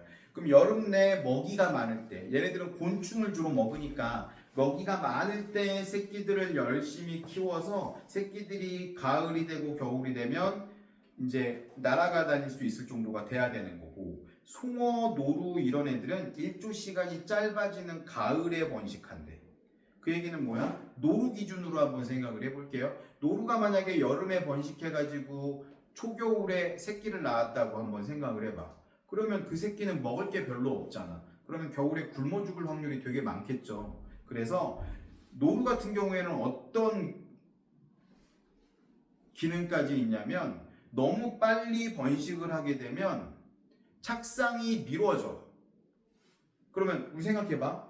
난자하고 정자가 만나가지고 새로운 이런 수정란이 만들어지는데, 수정란이 작은 벽에 착상을 해야지 얘가 배아로 자라나고 아이로 자라나는 건데, 노루 같은 경우에는 생식 과정에 있어서 이 착상을 미뤄서 겨울에 착상을 해. 그러면 겨울에 임신됐다가 봄에 출산을 하게 되는 거지. 호르몬을 조절을 하면서. 그런 기능까지 있다. 그래서 왜 그렇게 하냐? 봄에 새끼를 낳아야 새끼를 온전하게 키울 수 있게 되기 때문에. 그래서 가을에 번식을 해서 겨울에 임신하고 있다가 봄에 새끼를 낳는다. 그렇게 생각하면 될 것 같고, 식물들도 마찬가지거든요. 우리가 보면 꽃이 피는 시기가 다 다르잖아. 뭐 벚꽃 같은 경우에는 꽃이 먼저 피고 이파리가 나고, 꽃이 피는 이유는 뭐죠? 꽃을 왜 피울까? 식물들이 번식하기 위해서 피는 거잖아. 꽃을 피면 벌과 나비, 곤충들이 날아다니면서 그 꽃에 있는 꿀을 빨아먹어. 꿀을 빨아먹으면서 수분을 해주는 거거든요. 그래서 모두가 꽃을 필 때 나도 꽃을 피우면 상대적으로 수분이 될 확률이 떨어지겠지. 그래서 남들이 꽃을 피지 않을 때 꽃을 펴서 이런 식으로 수분을 했던 식물들이 더 잘 살아남게 됐던 거지. 그런 식으로 자연의 시간이 흐르면서 식물들마다, 나무들마다 꽃을 피는 시기들이 다 다르게 나타나니까 우리는 다양한 시절마다 봄에 피는 꽃, 초봄에 피는 꽃, 늦은 봄에 피는 꽃, 뭐 초여름에 피는 꽃, 이런 나무들마다 풀들마다 꽃이 피는 시기들이 다 달라진다라는 걸 볼 수 있는데 얘들이 어떻게 그걸 조절을 하냐면 일조 시간을 가지고 조절을 합니다. 그래서 장일식물이라는 애들은 낮의 시간이 12시간 이상이 될 때, 그래서 봄이나 초여름이 되면 꽃을 펴 붓꽃, 시금치, 상추들이 그거에 해당되고요. 단일 식물들은 일조 시간이 짧아져야 돼. 그러니까 밤의 길이가 길어져야지 꽃을 피는 애들인데 코스모스, 나팔꽃, 국화 이런 것들이 되네요. 이게 웃긴 게 뭐냐면 코스모스, 나팔꽃 이런 애들 밤에 불을 켜주잖아? 그러면 꽃이 피지 않아요. 우리나라 가을 하면 생각나는 꽃 뭐가 있니? 가을 하면 생각나는 꽃. 우리나라 전통꽃.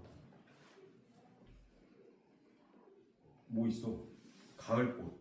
가을 하면 생각나는 우리나라 전통의 꽃. 국화잖아, 국화. 가을에 피잖아. 가을꽃. 코스모스 이래버리면 안 돼. 코스모스는 우리나라 전통의 꽃이 아니잖아. 그쵸?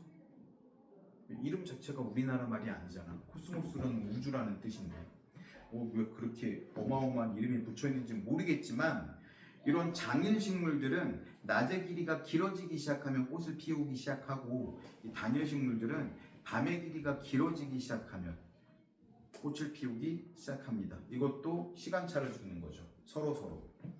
두 번째 나오는 거 이제 온도와 생물이고요. 온도도 굉장히 영향을 많이 주는데 동물들 먼저 생각해 봅시다. 겨울잠 자는 애들이 있어. 겨울만 되면 추워지니까 못 움직이는 애들. 변온동물들이 여기에 주로 많이 해당이 되고요. 양서류, 파충류가 다 해당이 됩니다. 개구리, 뱀 이런 애들은 겨울에 못 돌아다녀. 주변의 온도가 낮아지면 내 몸의 체온도 낮아지거든. 그러면 돌아다닐 수가 없어요. 그래서 겨울잠을 자야 돼. 박쥐도 마찬가지거든요. 박쥐는 포유류이긴 하지만 평균 체온이 박쥐는 40도가 넘어가. 40도가 넘으면 대부분의 포유류들은 죽거든요. 근데 박쥐는 살아있어. 그리고 이 박쥐의 특이한 이 체온 때문에 박쥐 몸에는 박테리아들이 되게 많거든. 바이러스들도 많고. 근데 얘네들은 병에 안 걸려. 발현할 수가 없어. 온도가 높아서. 근데 우리는 어때? 40도면 죽기 직전인 거잖아, 우리한테는. 그래서 박쥐하고 자꾸 만나다 보니까 박쥐들은 걸리지 않는 병에 우리는 걸리는 거야. 박쥐가 가지고 있으나 박쥐들은 걸리지 않는 질병에 우리는 노출이 되면 우리 몸에서는 우리는 36도를 유지하고 있으니까 그 병균들이 이 바이러스들이 박테리아들이 우리 몸에서는 활동을 할 수 있게 되는 거죠. 이렇게 겨울잠을 자는 친구들이 있고요. 기러기 같은 애들은 철새라고 우리가 부르잖아. 적합한 온도를 찾아서 왔다 갔다 하는 애들도 있고.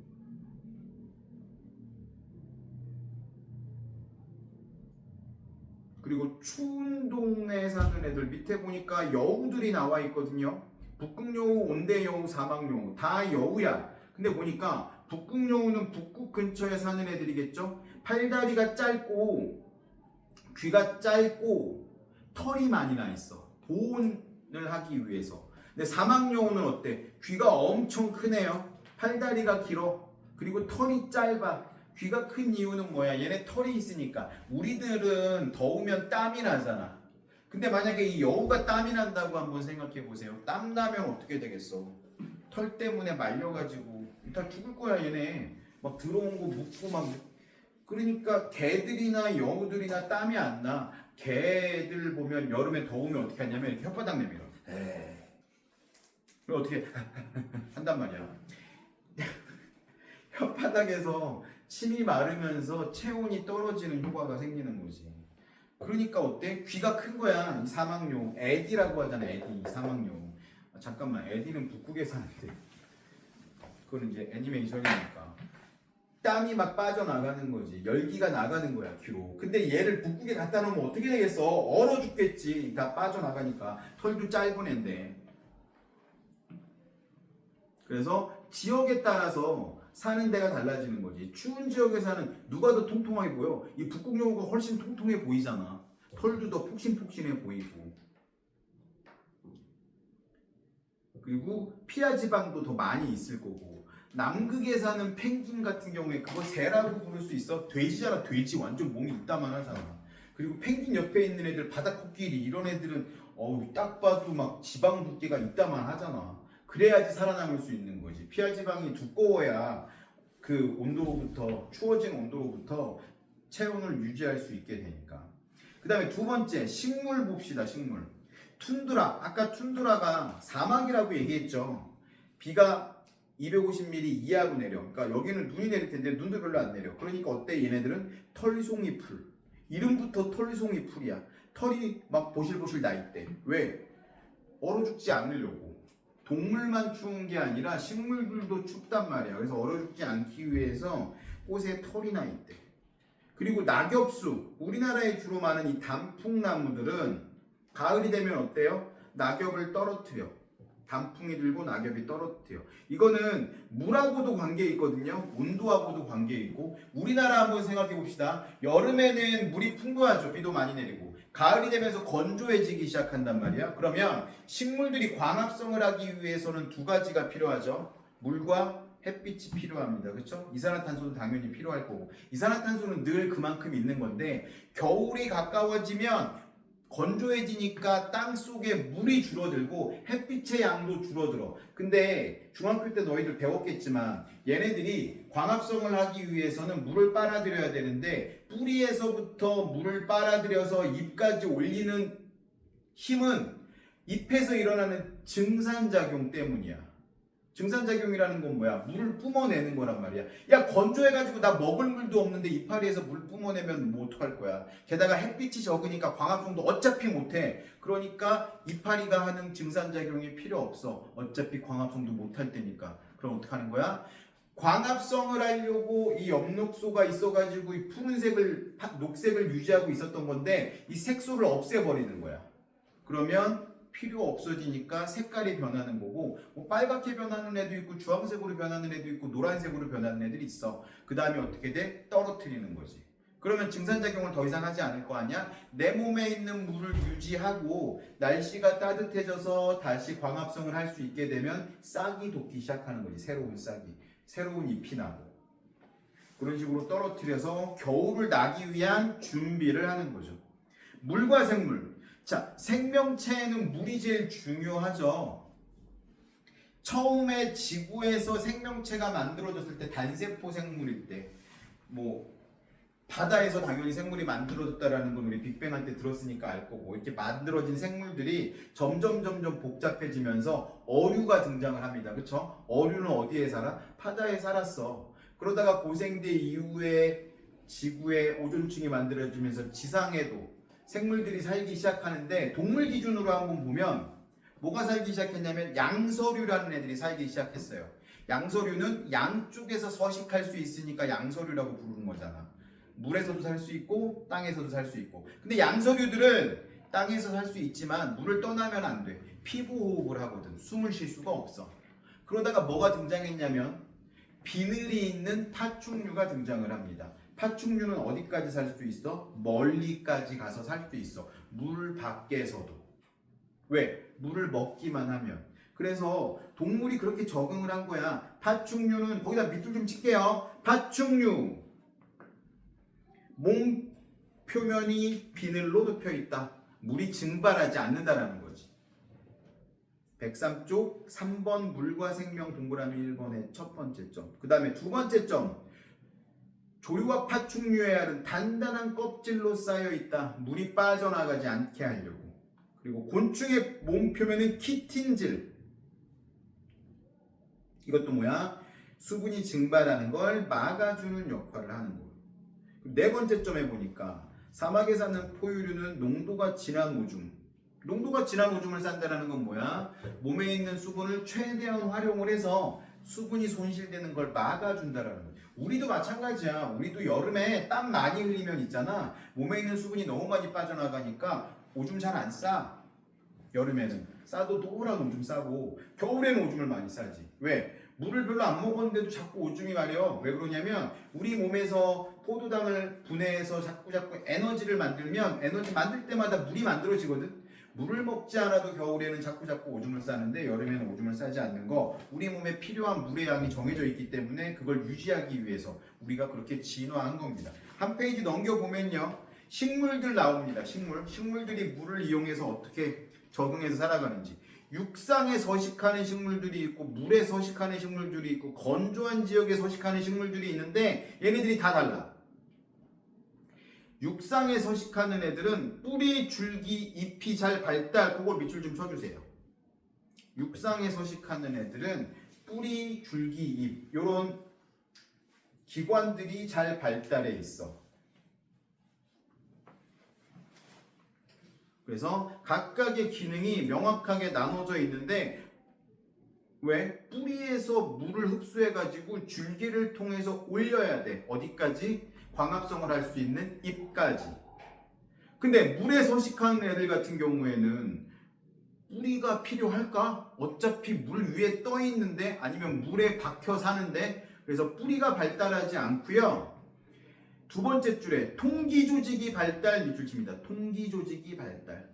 통기조직이라는 건 뭐냐면 통통해. 물에 사는 애들은 물에 떠 있을 수 있어야 되거든. 불의옥잠이라든지 수련 이런 거 한번 봅시다. 이파리가 되게 통통하게 공기가 들어있어. 그 안에 잎 안에 공기가 들어있어서 통기조직이라고 하거든요. 이렇게 돼 있는 이유가 뭐냐면 물에 떠 있어야 되니까. 가라앉으면 또 죽을 거 아니야. 광합성도 해야 되니까 이산화탄소를 흡수해야 되는데 가라앉을 수는 없어. 그러니까 물 위에 떠 있는 그런 형태를 유지할 수 있는 거죠. 건조한 지역에 사는 애들, 밑에 선인장이 나와 있는데 선인장 가시는 잎이 진화한 거야.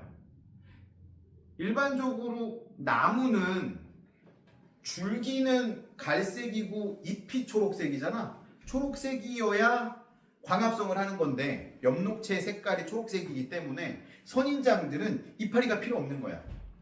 햇빛이 강하니까 줄기의 엽록체를 일부 만들어놔도 충분히 광합성을 할 수 있고, 그 안에 저수조직, 밑줄 쳐주세요. 저수조직이 발달. 거기에 물 들어있는 거야.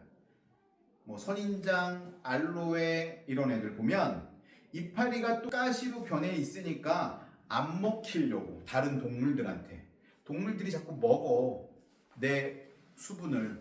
그래서 안 먹히려고 잎은 가시로 변하고 줄기에는 이런 저수조직이 발달해서 물을 저장하는 거죠. 그래서 뭐 우리 이제 아까 멕시코 근처에 있는 사막 얘기했었는데, 뭐 이런 선인장들 살잖아. 거기에 이런 애들이 예를 들어서 한 1.5m다.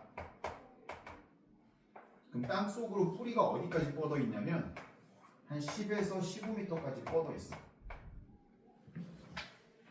자기 키의 한 10배 정도 뿌리가 뻗어나가 있대. 왜? 이렇게 뻗어나가야 그나마 물을 뽑아 먹을 수 있기 때문에 그렇다는 거죠. 그 다음에 토양 보도록 합시다. 바닷가에 함초라는 식물들이 있거든요. 염분이 저장돼 있어. 염분이 저장돼 있으면 물을 잘 흡수할 수 있어. 왜 그러냐면 삼투압 효과가 생기거든요. 내 몸이 짜면 물이 자동적으로 흘러 들어와. 우리 목욕탕에 오래 들어가 있으면 손이 어떻게 돼? 쪼글쪼글해지잖아. 그건 뭐냐면 우리 몸이 삼투압이 맹물보다 훨씬, 사실 니네 피 먹어본 적 있지? 피를 먹어보면 좀 웃기긴 하지. 피가 나는데 이렇게 혓바닥에 대봐. 약간 짭짤하거든. 피가 살짝 그래. 생리식염수라 그래서 우리 몸의 농도하고 똑같은 농도의 소금물을 우리가 링거 주사 맞는 거를 맞을 때 넣는데 거기에 약간의 소금이 들어있어. 짭짭해 살짝. 그래야지 우리 몸의 농도하고 비슷하기 때문에 우리 몸에 있는 세포, 특히 혈관에 있는 이런 세포들이 터지지 않기 때문에 그런 걸 넣었는데, 그러다 보니까 이런 바닷가에 사는 함초들은 몸 자체가 짭짤해가지고 물을 쉽게 흡수할 수 있게 만들어지는 거지. 그리고 깊이 사는 애들은, 깊이 사는 세균들은 공기가 별로 없어도 되기 때문에 산소가 별로 없는 혐기 세균들이 주로 많이 살고, 토양의 표면에는 산소를 많이 쓰는 세균들이 주로 많이 살고, 그래서 땅에도 사는 세균들의 종류가 달라지거든요. 거기다 밑줄 좀 칠 건데 공기를 비교적 많이 포함하고 있는 토양의 세균은 산소세균 나와 있거든요. 산소세균 밑줄 치시고 그 밑에다가 호기세균이라고 적어 놓으세요. 산소세균 밑에다가 호기세균. 이게 한자라서. 그리고 무산소세균 그거 밑줄 치시고 혐기세균이라고 적어 놓으세요. 막 공기를 혐오한다 이렇게 받아들이면 좋을 것 같아요. 그런 식으로 표현도 하기 때문에 문제에서는 같은 용어이긴 하지만 같이 좀 외워주시고, 지렁이하고 두더지 이런 애들이 흙 속을 막 파고 돌아다니거든요. 그러면 어떻게 돼? 공기가 잘 통하니까 이런 호기세균들이 더 잘 살 수 있겠지. 호기세균들이 잘 살면 식물들도 더 잘 살아. 이 호기세균들이 식물이 필요한 그런 영양분들을 많이 만들어낼 수 있기 때문에. 그리고 얘네들이 왔다 갔다 하면서 똥도 싸고 살다가 죽기도 하고 그러면서 그게 자체가 썩어가지고 이 식물들이 잘 살 수 있는 것들을 만들어내기도 하고요. 공기도 마찬가지겠죠. 산소가 희박한 고산지대 사는 사람들은 적혈구수가 많아. 그래서 잘 뛰어. 요즘 마라톤을 하면 대부분 누가 우승하냐면 아프리카 애들이 다 우승하거든. 아프리카 가나나 에티오피아 애들이 우승하는데 걔네들이 어디 출신이냐면 산간지방 출신이야. 아프리카 산간지방. 어디냐면 그 킬리만자로 되게 높아서 아프리카인데도 만년설이 있는 산이거든요. 그 지방에 사는 애들이 굉장히 잘 뛰어. 왜냐면 똑같이 뛰어도 어려서부터 고산지대에 살다 보니까, 세르파들도 마찬가지야. 세르파들도 계속 고산지대에 살다 보니까 몸에 이 단위 최적당 적혈구수가 많아. 그러다 보니까 산소가 조금밖에 없어도 얘들이 숨 쉬는 데는 전혀 지장이 없거든. 근데 평생 이렇게 평지에만 살던 우리들이 막 3000m 칠레에 있는 어느 고도시를 간다든지 아니면 히말라야를 간다든지 하면 고산병에 걸리는 거야. 숨도 제대로 쉴 수가 없고 어지럽고 메스껍고 소화도 안 되고 이런 고산병들이 나타날 수 있는 거죠. 그래서 이런 것들을 한 번씩 쭉 읽어보시면 좋을 것 같고요. 105쪽에 있는 개념학인 문제를 한번 풀어봅시다.